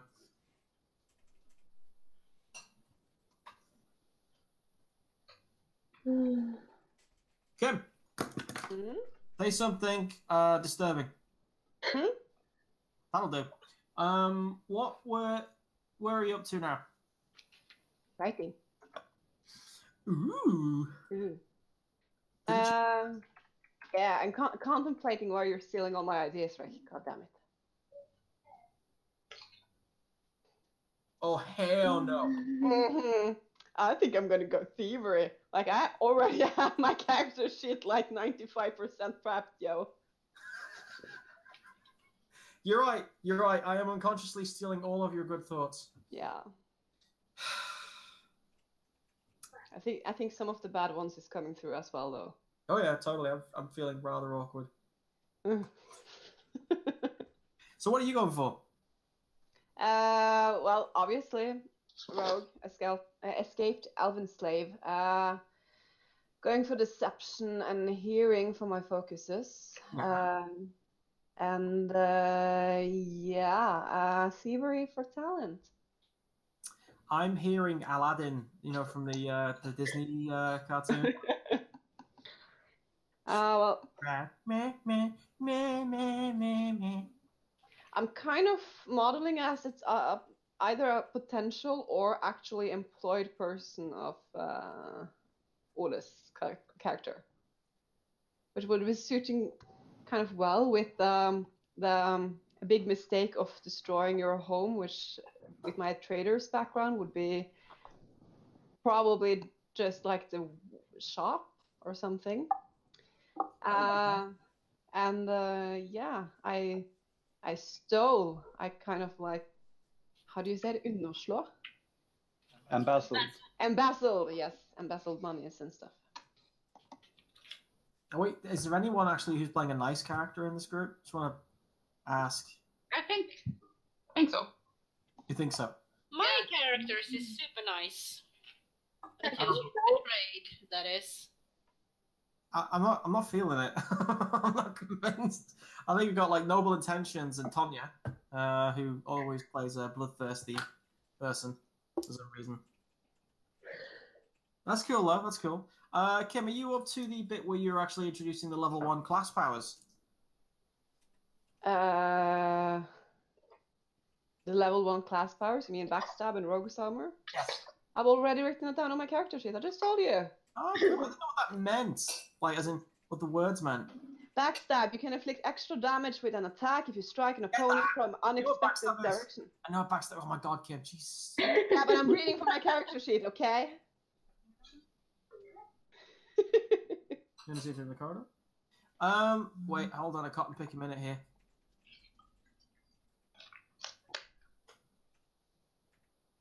Wait, hold on. Ola, have you done this bit already? Yeah. Have you actually chosen the class and written down the... I'm even done with my talents, so... How are you doing, Ileana? I have no idea what I'm doing. Where are you up to? I haven't chosen a class, but I am not sure what to do next. Well, next you go to your class powers. What type of character are you playing? Rogue? Mage. Mage. So much to remember. Yeah, you've got it good. You got it very good. Your starting health is 20 plus Constitution plus 1d6. Health, where's health? There. What did you say? Your starting health, your health points. Yes. It's 20 plus your Constitution plus 1d6. I would be very surprised if, as a mage, your Constitution was anything other than 0. Actually, my Constitution is 1. My God. Rough and tumble mage, yo. Let's see. That's 25. Not bad. Pretty good start. Your class powers give you the ability to fire an arcane lance, which basically means you have a ranged weapon all the time. You get to focus your magical power through a staff. Now, as a rule of thumb, because in the games you can do it with your hands, you don't need a staff. I tend to let people do it with the hands in the game, but with like a reduced, I think it's 1d3 plus magical damage instead. Because it's pretty cool when you do it with your hands. Right. Ingrid's trying to eat food, and there's 2 cats staring at her, like in a face, within 1 meter. Stop teasing them. Oh God. I know, I see it. You're making Kasumi cry. Stop it. It's resolved like a normal ranged attack, so stunts are possible. But the attack roll is using magic arcane lance tests. So the second you get a chance to get a focus, get Arcane Lance if you can under magic. That's pretty good. Range of 16 yards and inflicts 1d6 plus magic damage. Requires no mana points. But you are required to go bish, dish, dish, bish, when you're attacking. You also get magic training, which means you get to choose 3 spells to start with.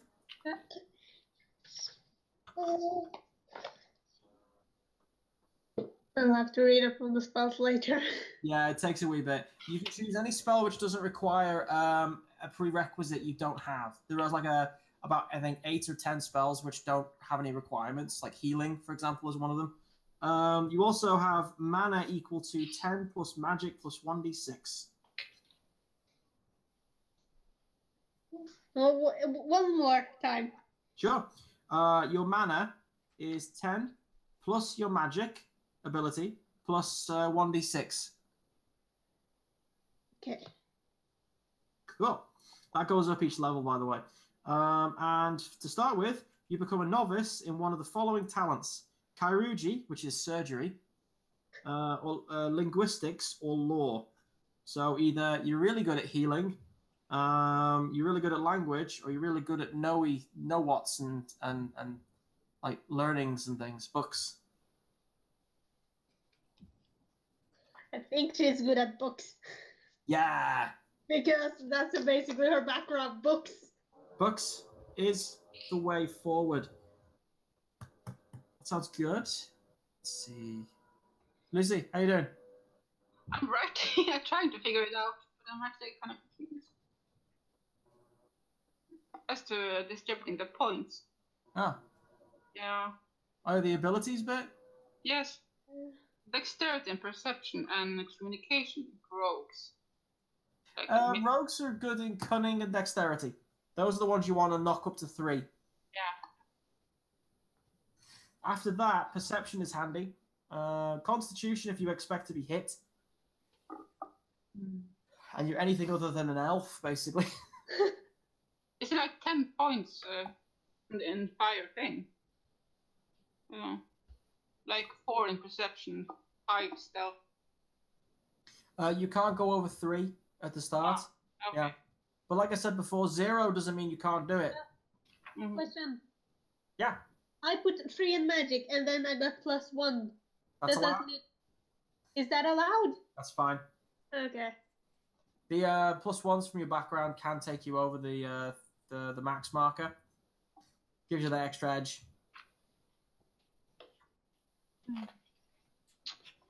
Rosemary? Can I make one question?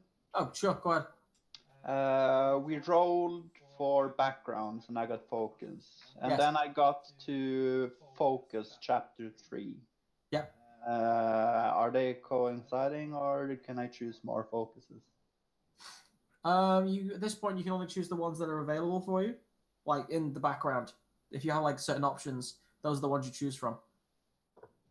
Either background. That's fine, but background, my focus is communication, persuasion. Yes. That's the only one I start with then. Yeah. Okay, cool. When you get to level 2, then you get to start picking them yourself. Because obviously things happen in the game, you've learned new experiences, it makes more sense. But at this point, you're at the start of your adventure. Or, horror. That's cool.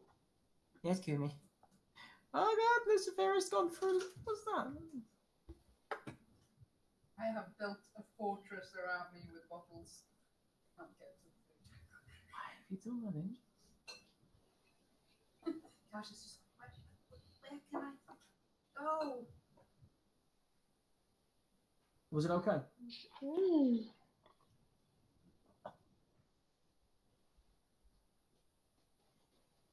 Everyone's so hard at work. It's great. My character's an asshole. I'm gonna call him. I'm gonna call him Pug. Rick, you were about to say something to me. What? You were about to say something to me? Yeah, I was about to check up with you on how you were doing. I think I'm doing okay. I've put I've worked out what melee weapons I can use, what my class powers are, I think, and some of the rolls I'll be using for damage. I know what my talents are. I don't know what type of armor I'm supposed to be wearing. Muddling through. So you're up to, you've gotten past the class powers bit now. I think so. Cool. Just been looking at the weapons section. Oh, that's the fun bit. Yeah. Oh, needed to work out what I was going to put the powers into. Well, in the next page... Can I stop you there for a second? Sure. Because before you move before it, I need a GM calling here according to the rules. Okay. I want to pick a talent over focus, and I want you to approve Shylock as a talent. Explain what Shylock is. Shylock is a ruthless moneylender, a loan shark, or otherwise, banking entity that lends money to other people at an extraordinary interest rate. Loan shark. It's very well fleshed out, but let me ask you this.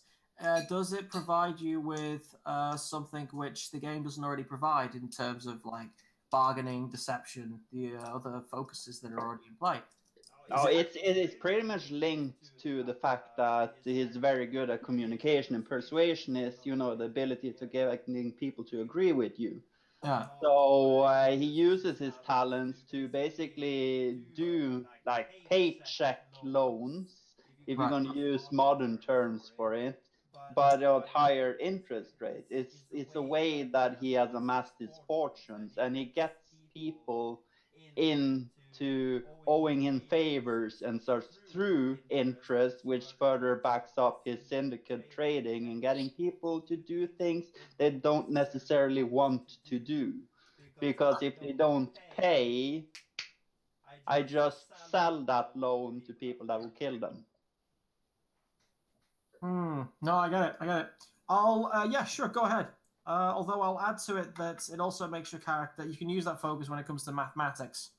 As in regards to money and interest rates and such. Because otherwise, you're giving yourself a specialized form of bargaining, which is actually makes it harder for you. But with the addition of your character being very clever with numbers, well, then that makes it useful. I like it though, Shylock. Yeah. Very Shakespearean. Very Shakespearean. So anyone who's up to the point now where you're at equipment. Can be. Yeah. Every character gets a backpack, traveling clothes, and a water skin.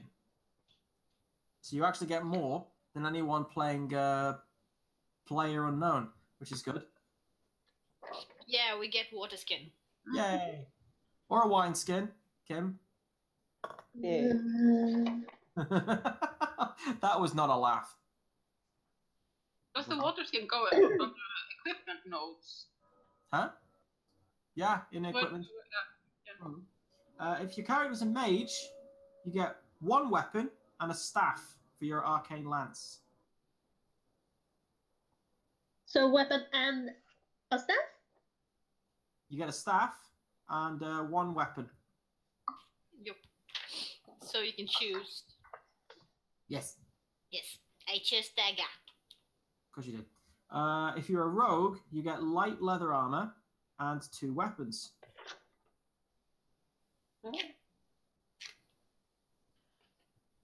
And if you're a warrior, and I don't believe anyone here is bothered with being a warrior. You go for a warrior, Rosemary. That's epic. In that case, you get heavy leather armor and 3 weapons. For no reason. Just, you have 3 swords if you want, because if one of them you can throw or whatever. Does a shield count as one weapon?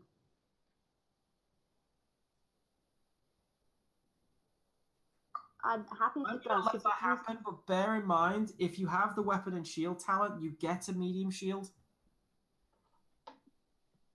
I do have the weapon and shield talent. You already get a shield.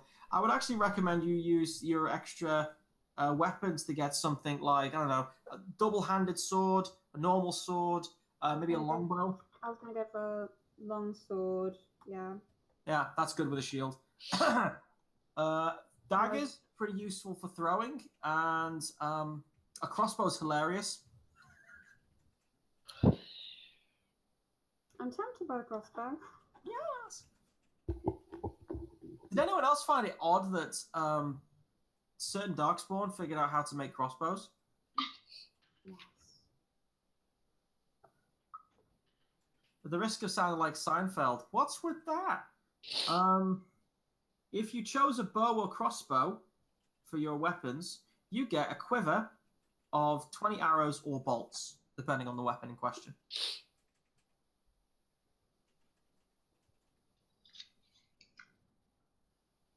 Now remember, some weapons have a minimum strength requirement to use. I'm good for them, checked.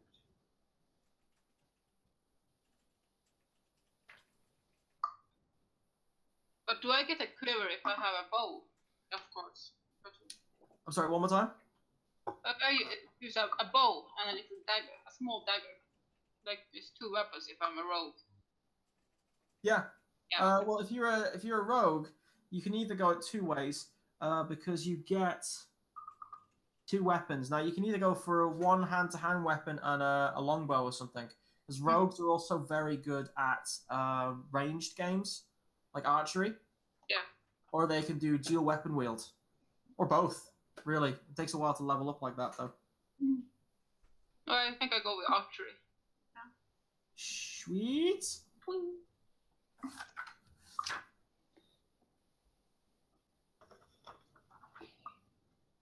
Yeah, you get some really nasty bonuses for that later on, where you can add your cunning to damage caused by a ranged weapon. Pretty nice.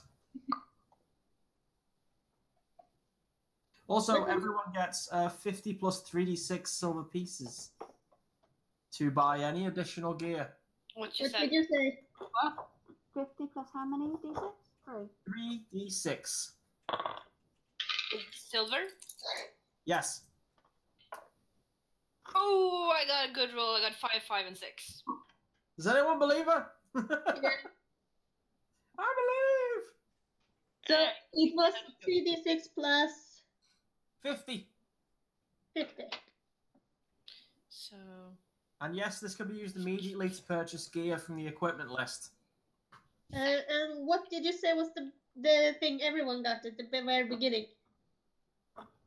A backpack, traveling clothes, and a water skin. And now it's your job to try to spell it just like you said it. Backpack, water skin, and... There's a lot of E's in that, Donya. Water skin, traveling clothes, and a backpack. Thank you. He's no problem. He's part of job. It's rather non-descriptive of when you get specializations. It's actually in your class. There's certain levels where you get specialization talents instead. Specifically at... where are we now?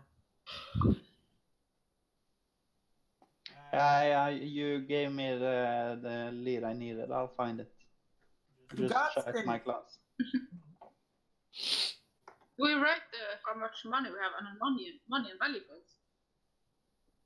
Right, it should be near the equipment. Oh, okay. So it was 50 plus 3 dice. 3d6, yes. Actually, it's on the back page. Money, bottom right. GP, SP, and CP. Gold, silver, and copper. So it's 60.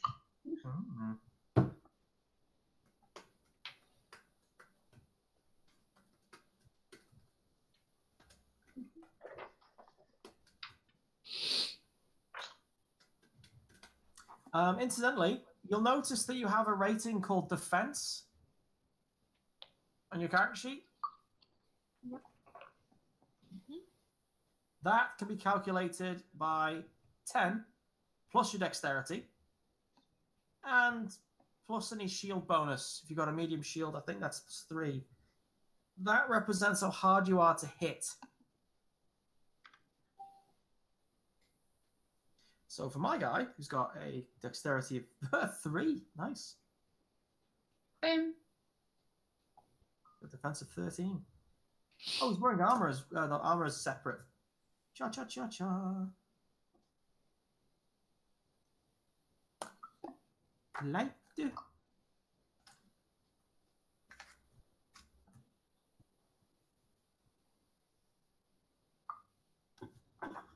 And 3d6 gold coin. That's going to be a whopping 61 silver. So lame, so lame, lame.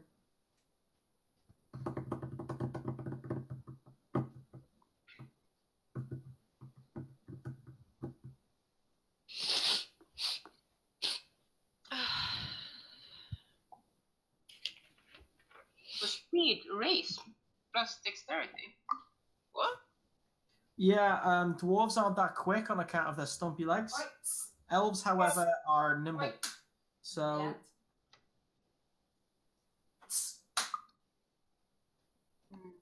She's swatting flies. She's trying to scare the cats off, but they're trying to basically team up on her.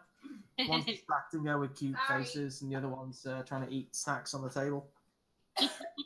So yeah, if you're human or what are incorrectly referred to as Canary, 10 plus dexterity, minus any armor penalty for wearing armor you're not used to, which never happens. Elves get 12 plus dexterity. Huh? Which is it, 10 plus dexterity? Yes.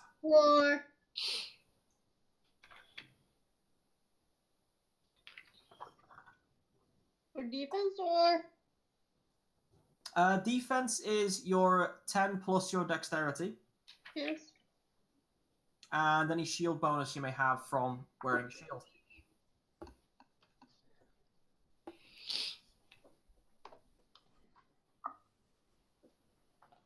The speed. What was? Too many papers. Speed. Your character's human, isn't Yeah. Abby? Yeah, it's 10 plus dexterity as well.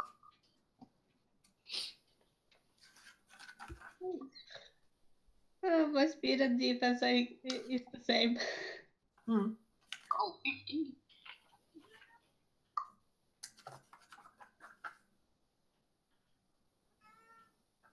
All right. I'm spending 20 silver on getting a crossbow because why not? I've never had a crossbow before. They're getting noisy.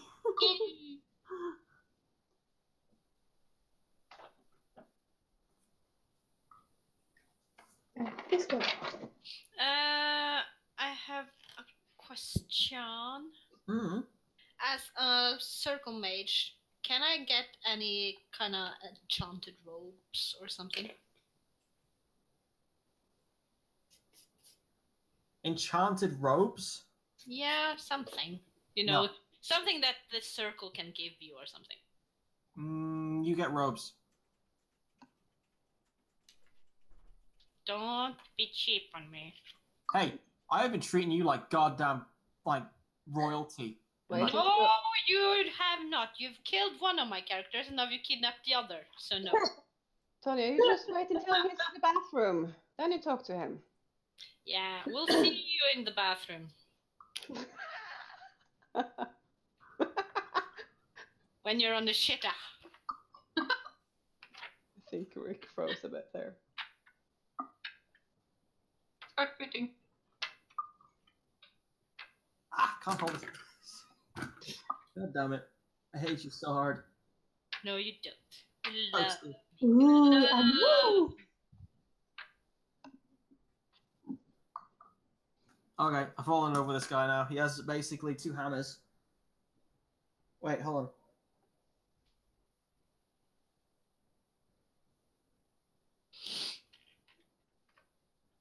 A gauntlet? That would be awesome. Thunk, thunk. I want a dog. You want a dog? I want a dog. They're so cute. You can have him a Bari Warhound. There you go. No, you can have a mum bubby. You gotta get animal handling as your next. When you get to level 2, you get animal handling, and then basically say, "And with this animal handling, I befriend the Mabari." Intelligent dog.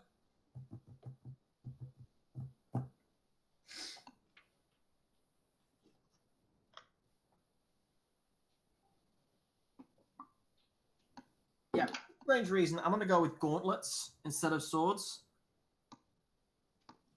What are you making? I'm basically making a guy who has 2 punch gauntlets. Like his hands are basically covered in. He's basically bought 2 plate mail gauntlets and just welded daggers on them. So when he gets into a brawling fight, he just punches the crap out of people. Mm. And then if anyone gets too close, he just grabs on his back, pulls his crossbow out, and shoots them in the face. If they get too close? Yes. Wouldn't you just use the gloves then? Yeah, afterwards. But when I got to level 2, I'll be able to give this guy unarmored fighting talent. So his fists will be even better. So he's literally going to walk up to things like dragons and punch them in the face. That's nice. It's probably going to get him killed, but I'll find out. It's like a monk or something? No. He's just a very drunken dwarf who likes punching things for a living. Oh. Yep. Pretty much. Pretty much. Initiative, that's just dexterity and the focus, right? Yes, although you'll notice that it's dexterity plus 10. Really? I believe so. No, it can't be. What do you mean it can't be? Because then every initiative roll has been wrong. Oh wait, no. Ignore that, because although it's on the character sheet, the rules for it only apply during each combat. You roll randomly each time. So I've never understood why it has that on the character sheet. It's a temporary factor. It changes each time. It's not permanent. What you can do, however, is just say plus the sum of your dexterity and the focus, if you have the focus in initiative. So basically this character has nil. Yeah, pretty much. Yep. So easy when you're level 1. Oh. I'm so used to making level 12 or 14 characters. Well, I'm making a level 4 character now to the next session. No, that's right, yeah. That's gonna be fun. But I think I'm going to make a level like... what level are we now? What level is Valis? 13? 14? 13? Something. Yeah, yeah, I'm gonna make a version 14 level version 2, so you can use this as a NPC one after this session. Nice.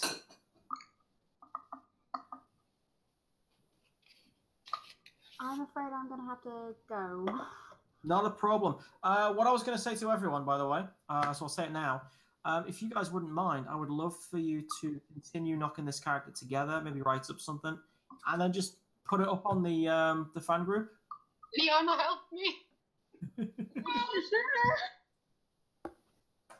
I'll see what I can come up with the next few days. Hey, no stress. I know you're busy. I'll probably donate this character to you, Rick. Thanks. I don't mind that. I think it's great. It gives me time to do other things. Well, we'll see how it goes. Anyway, it was really fun to join in. Nice to get to talk with you guys properly. Have fun for the rest of the evening. Bye. Take care. Bye. Bye. And then the second stuff went straight up. I gotta throw this out there and be wild. What's that? There is a 2-part question. Okay. 1. Has this maniac of a Shylock established an organization?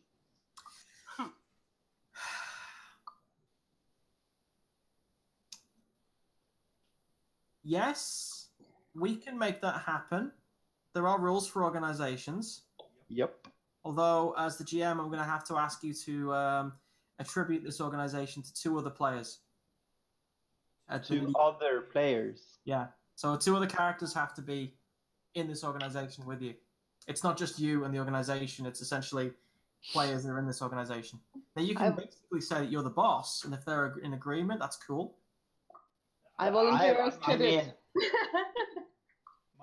This character is definitely the boss, and if people disagree, they tend to stop living. I ain't got much to live for anyway. Oh, Jesus.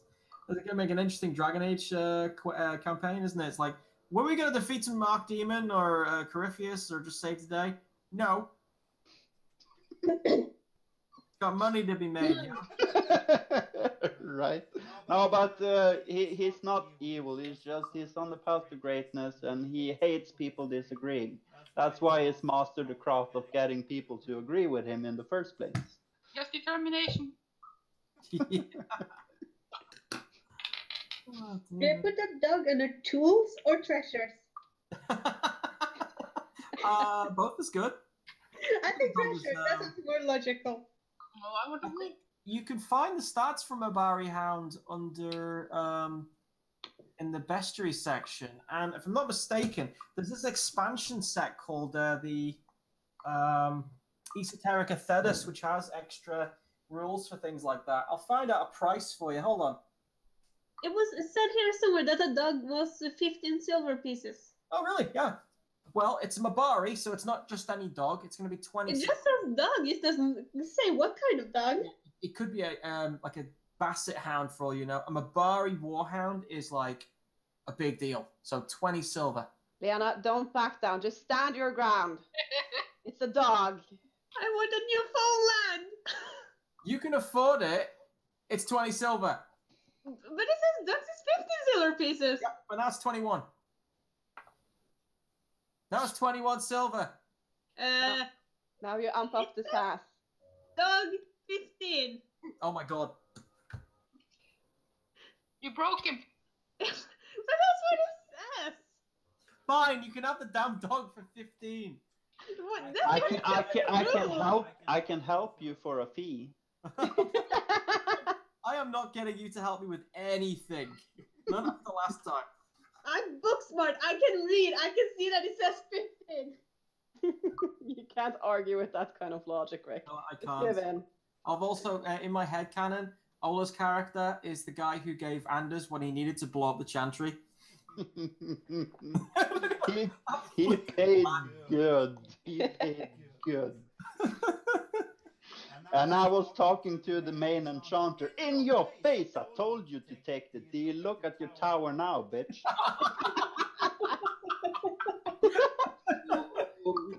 Oh my god, that's too soon. What you gonna do now? Nothing, I tell you. Nothing. I win. Wow. This is a villain. I love it. This is like the kingpin. He has connections with Loghain's successful coup d'etat at the Battle of... I'm gonna make it worse to you, because I'm picturing this to be a minor noble house, since he's from Orlais.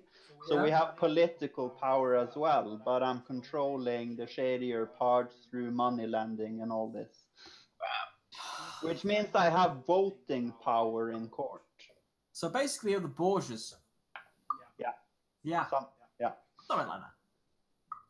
My word. Cool. But I'm kind. Yeah. If you don't owe me money. How did you say I could get animal handling again? Oh, it's a talent. How? You said something about levels or something. Oh, yeah. When you get to level 2, you get to choose an ability to be upgraded to 1. You also get to choose a new talent and a new focus. But you get to choose it as long as it's from your primary ability, depending on what your class is. In other words, you're not going to be able to get it until you're level 2, but you can have the dog now if you want, because if I don't let you have the damn dog, you're going to be all like book smart and start giving me sass about it, and then Kim's going to start like pulling out popcorn and generally being herself, It's Well, I'm meant to get to give Kai the dragon, so it is important to prepare them so they don't go into this blindfolded, Rick. Well, I was biting my lip there for a second.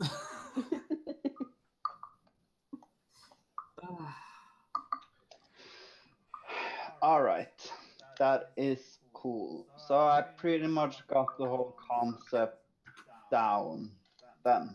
All right. For my part, at least. I'm gonna write it up for you, just so you get a very, very detailed description of this character. Do it. I'll write up the rules for the organization for you as well. I'm not familiar with them, you see, so it's a good opportunity for me to get familiar with them. And we can include it in the what's it called? The world canon? Yeah, the world canon. So it exists in the world of the Kestrels and the Fateswain, etc., and the Bloody Stags. Yeah. So they could actually pop up as like a one-off baddie here and there, or maybe not so much a baddie as like a grey zone to deal with. That'd be cool.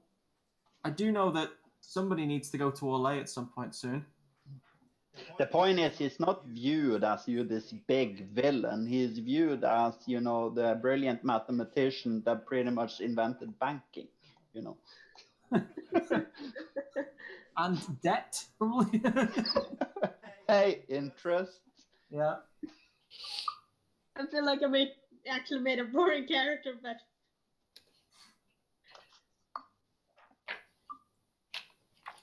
You can always do it His whole- again. His whole plan is, okay, I'm going to it's a spoiler.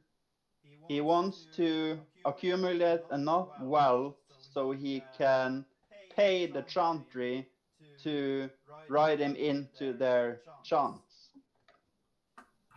Wow. So he gets a footnote in the Chant of Light, basically. Yeah, basically. That's like every mafia movie, like the mafia boss always reaches too high at the end. Manifest destiny and all that. What?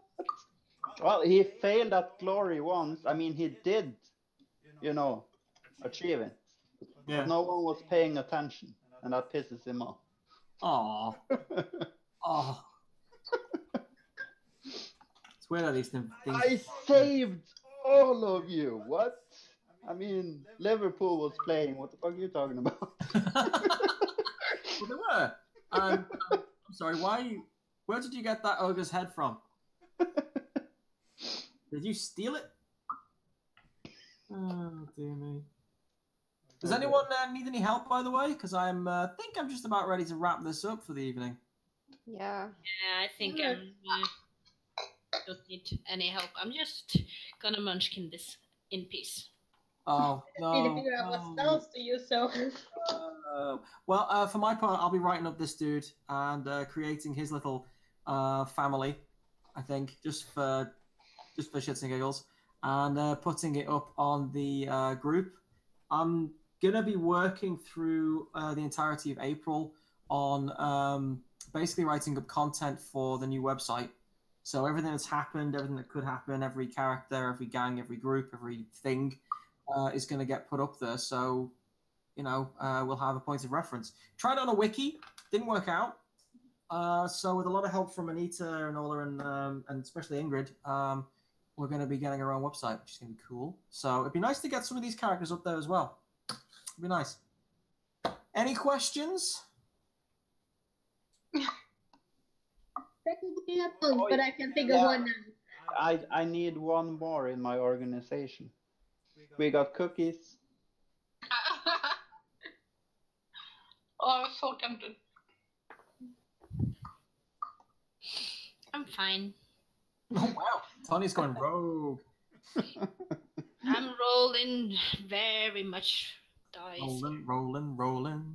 Yeah, well, I'm basically done with the level 4 of this character. Now I'm making a level 14 of it. So. Yeah, I'm making character art. Just drawing here. Jeez. I have this design in my head based on this one girl I was teaching a teacher for because she just looked awesome. Aww. She stood out. Nobody else had. She had shaved it on the side, and everything on the top was like this little palm tree.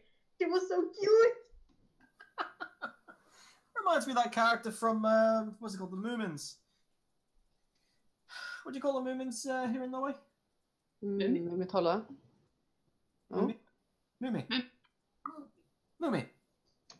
There's a little girl in that with like a pointy hairstyle. Yeah. I know who you're talking about. Me. They love the laughter and they love the living, the movements. That was awesome. But yeah, we should put up like Ola. We should put up like an advert, like you know, Dragon Age style. Looking for an investor in organization since the death of the last one, which has nothing to do with me at all. Nope.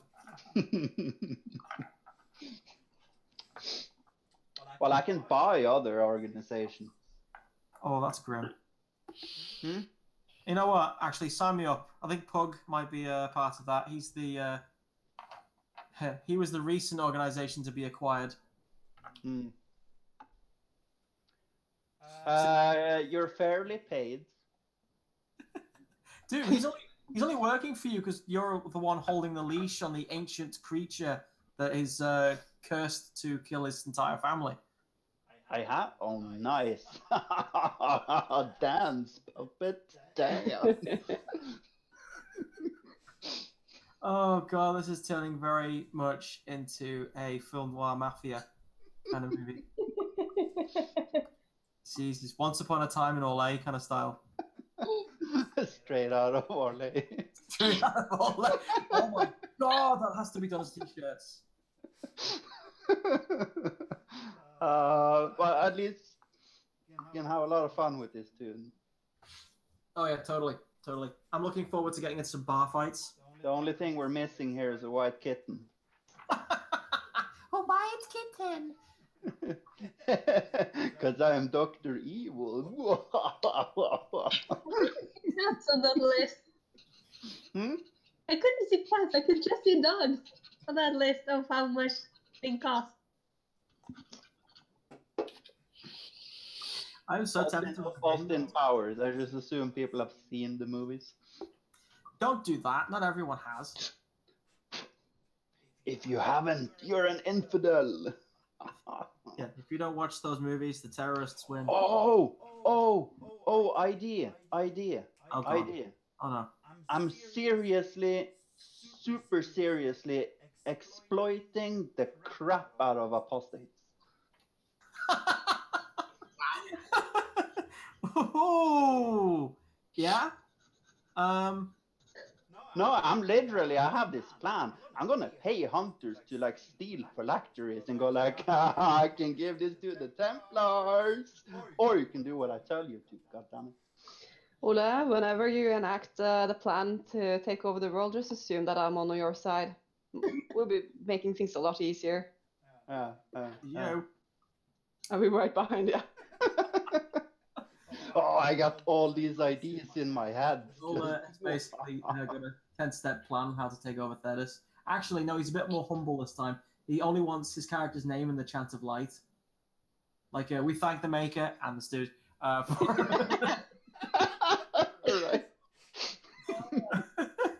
All we can do now is pray that Solus will succeed then. No, you can't, because if you try and pray, you'll probably find his name in that prayer too. No gods can help you now.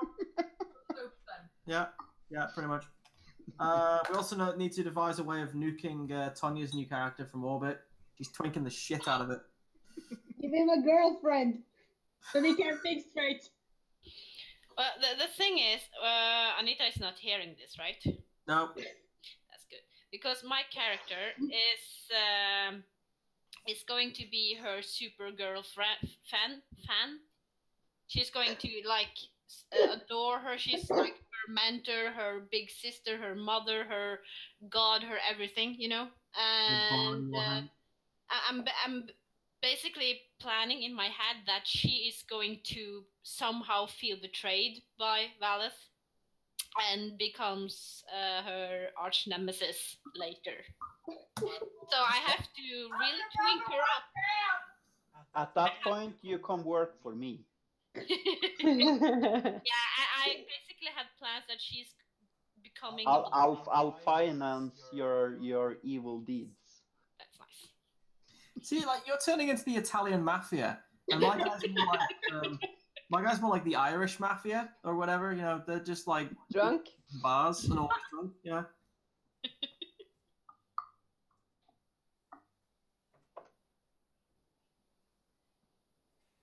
I'm just gonna, march through conflict zones with my army of chevaliers and like, oh, please, help me, my village is burning down.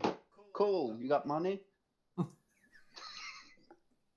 It's like that moose enthusiasm, like, awesome. So, The quick sketch I made of her. Oh, okay, they are so sad. That is amazingly adorable. I just got this head after you started talking about Matilda and all that book stuff. It's just like, oh my gosh, she needs to be adorable. Vala will be just, oh my god, you're my little child now.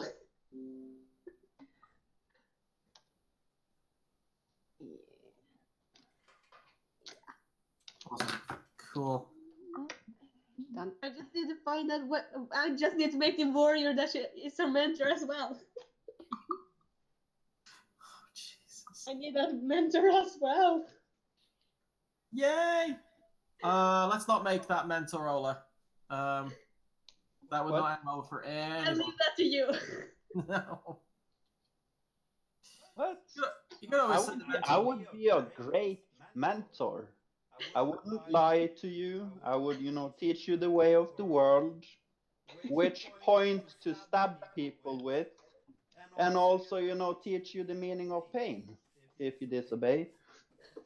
I think my character is in love with Ola's character.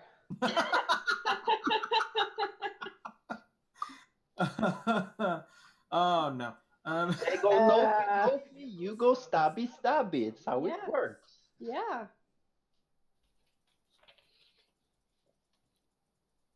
Lucia, how's your character coming along?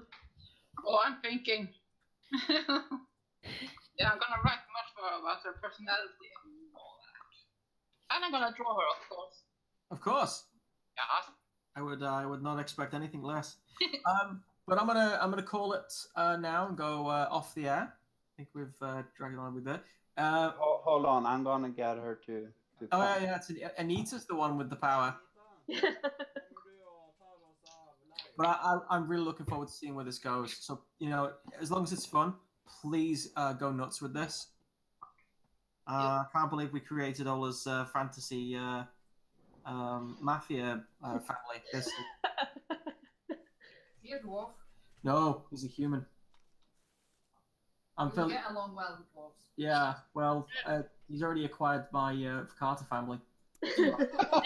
Oh yeah, awesome. You rang? Rick. Oh, we got some good ones. What's that? One last one?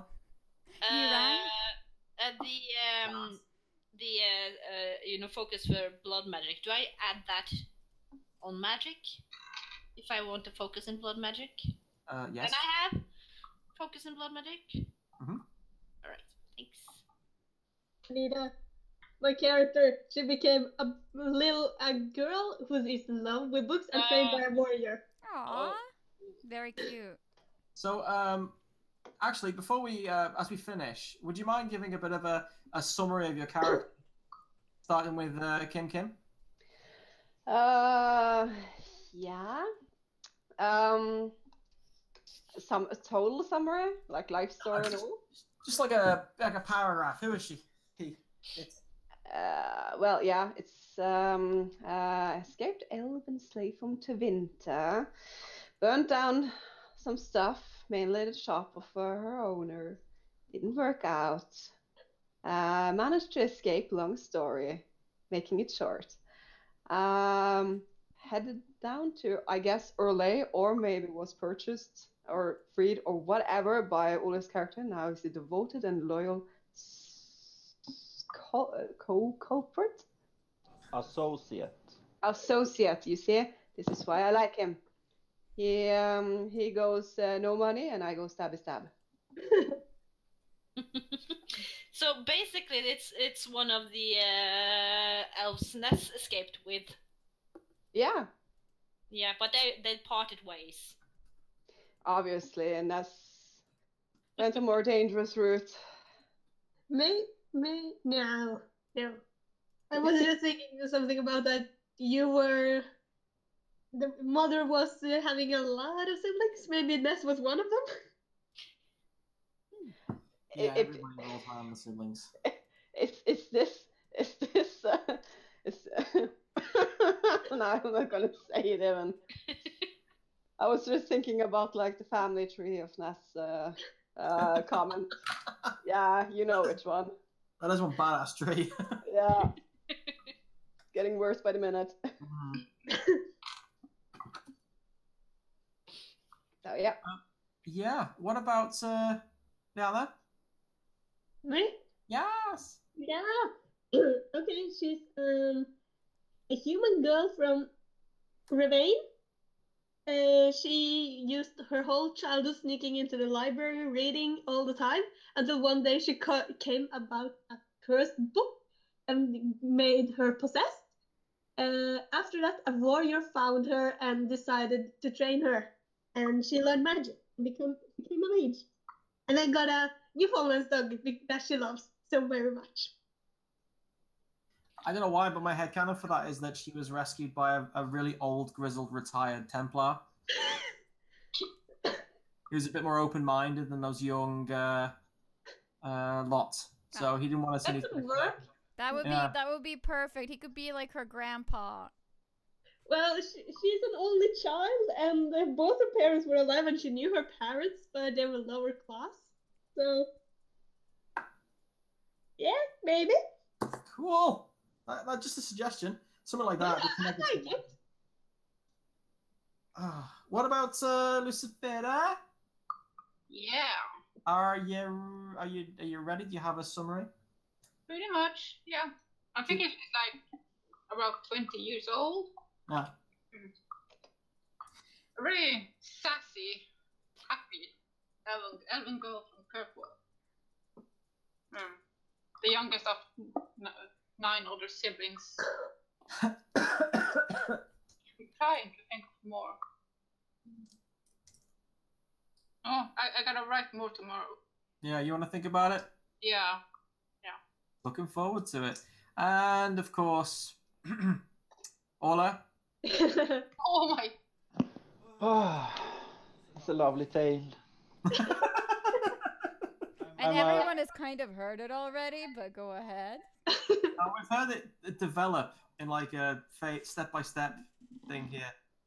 But now he's going to summarize it. He is an Orlesian noble. He's from a minor noble house, but a powerful noble house. He is mommy's beloved firstborn, and she adores the crap out of him. I mean, brothers and sisters are jealous of such glorious attention, which made him pretty much full of himself. He saved the chantry from burning down, but no one was around to witness it, which kind of pissed him off. So he found out that I'm gonna make it into the fucking history books. I just need to find some people to help me. So he started educating himself in mathematics and figure out how to suck money out of people. And he kind of likes it a lot. But he gets into trouble all the time because he keeps doing shady deals, and he has this wonderful elf that just stabs people when he wants it, her/him to. It's all a glorious mess. So on one side, nobility thinks he's a do-gooder, noble thingy in court, while his evil brother is out killing people for money. Nice. Okay, that's. I don't know where to begin with that as a plot, but my God, there's so much to choose. Tonya, Yeah. did you actually create a level 1 new character, or are you been working on stuff for the next episode? No, I'm just working on stuff for the next episode. All right, we'll hop over there in the case of spoilers. Yeah. Yeah, I've rolled a character which I really didn't want to have to roll, but I'm happy with the result at the end. I've trimmed it down a bit. I've got an Elysium Dwarf, a surface dwarf, whose family were a group of arms traders. Times were hard, with the fact that his mother seemed to spew out babies. She survived, as all dwarf mothers do, because they're made of stone. Unfortunately, because the times were hard, the group decided to try and smuggle arms to Gustav during the war between Empress Celine and Gustav. They were doing it very well, of course, until they butted heads with a certain human Elysian noble who tried to buy them out. After sending their servant, the servant that he sent with the message back in a box, suddenly they were assailed by this strange entity, which they found out was called Gerzanes, or otherwise known as the breath on the back of the neck, which seemed to be an ancient entity which over time devoured its prey, soul first, leaving them dry and brittle husks. Terrified, they struck a deal with this noble, this Elysian noble, who always seemed to wear like the finest clothes. And suddenly the ancient creature stopped attacking. So since then they've been working for him, generally being the muscle in any situation. Pug is his name, otherwise known as Poe. He's well known for being a bit of a drunkard. Likes to start fights in taverns and such for shits and giggles. He's a dab hand at fist fighting, and has a soft spot for nugs. Now my story feels so slack. Why? I think you have one of the most elaborate backstories ever made in 2 hours.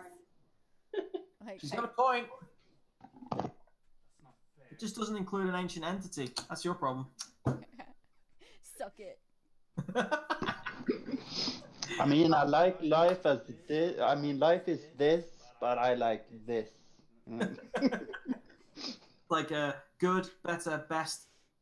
Best of best? No, it became this when I found an ancient entity that I could use to puppeteer a dwarven family Carta wannabes. Yo! Carta wannabes? Dude, yo! You're such a twink. You should see what Tonya's been up to. My God. Anyways, we're gonna see these characters get developed, hopefully in like the coming weeks, and yeah, I think I may actually be bold enough to try and do a one-off session with these characters. I'll have to wait and see though. No promises, but I'm really happy with the way the Hangouts is stable, even while it's streaming. So I'll have a look into it. Not promising anything, but I'll be in touch. Thank you very much, everyone, and thanks to Anita for sorting out the feed for me, because last time I tried, well, I had more siblings back then. Just put it that way. D3 plus 3. I really need to change that. Incidentally, any feedback with regards to that document I shared, all welcome. It's a 0.1 version, so only got to be better. All right. Well, then we'll just wrap it up. But before we go, we're just going to say that the next episode of The Kestrels will be live streamed on the 29th of March. That's a Thursday. And it will go live at 4 o'clock in the afternoon. And we're recording The Vampires, the second episode as well. On the 28th. But that's not going to be live streamed. So the 29th at 4. That's the important part. Never allow that to be live streamed. No. Oh, all right, so thanks everyone for watching. Thanks to you guys who have been making characters. It's been fun. I assume. It's been fun enough. Yeah. All right. So bye.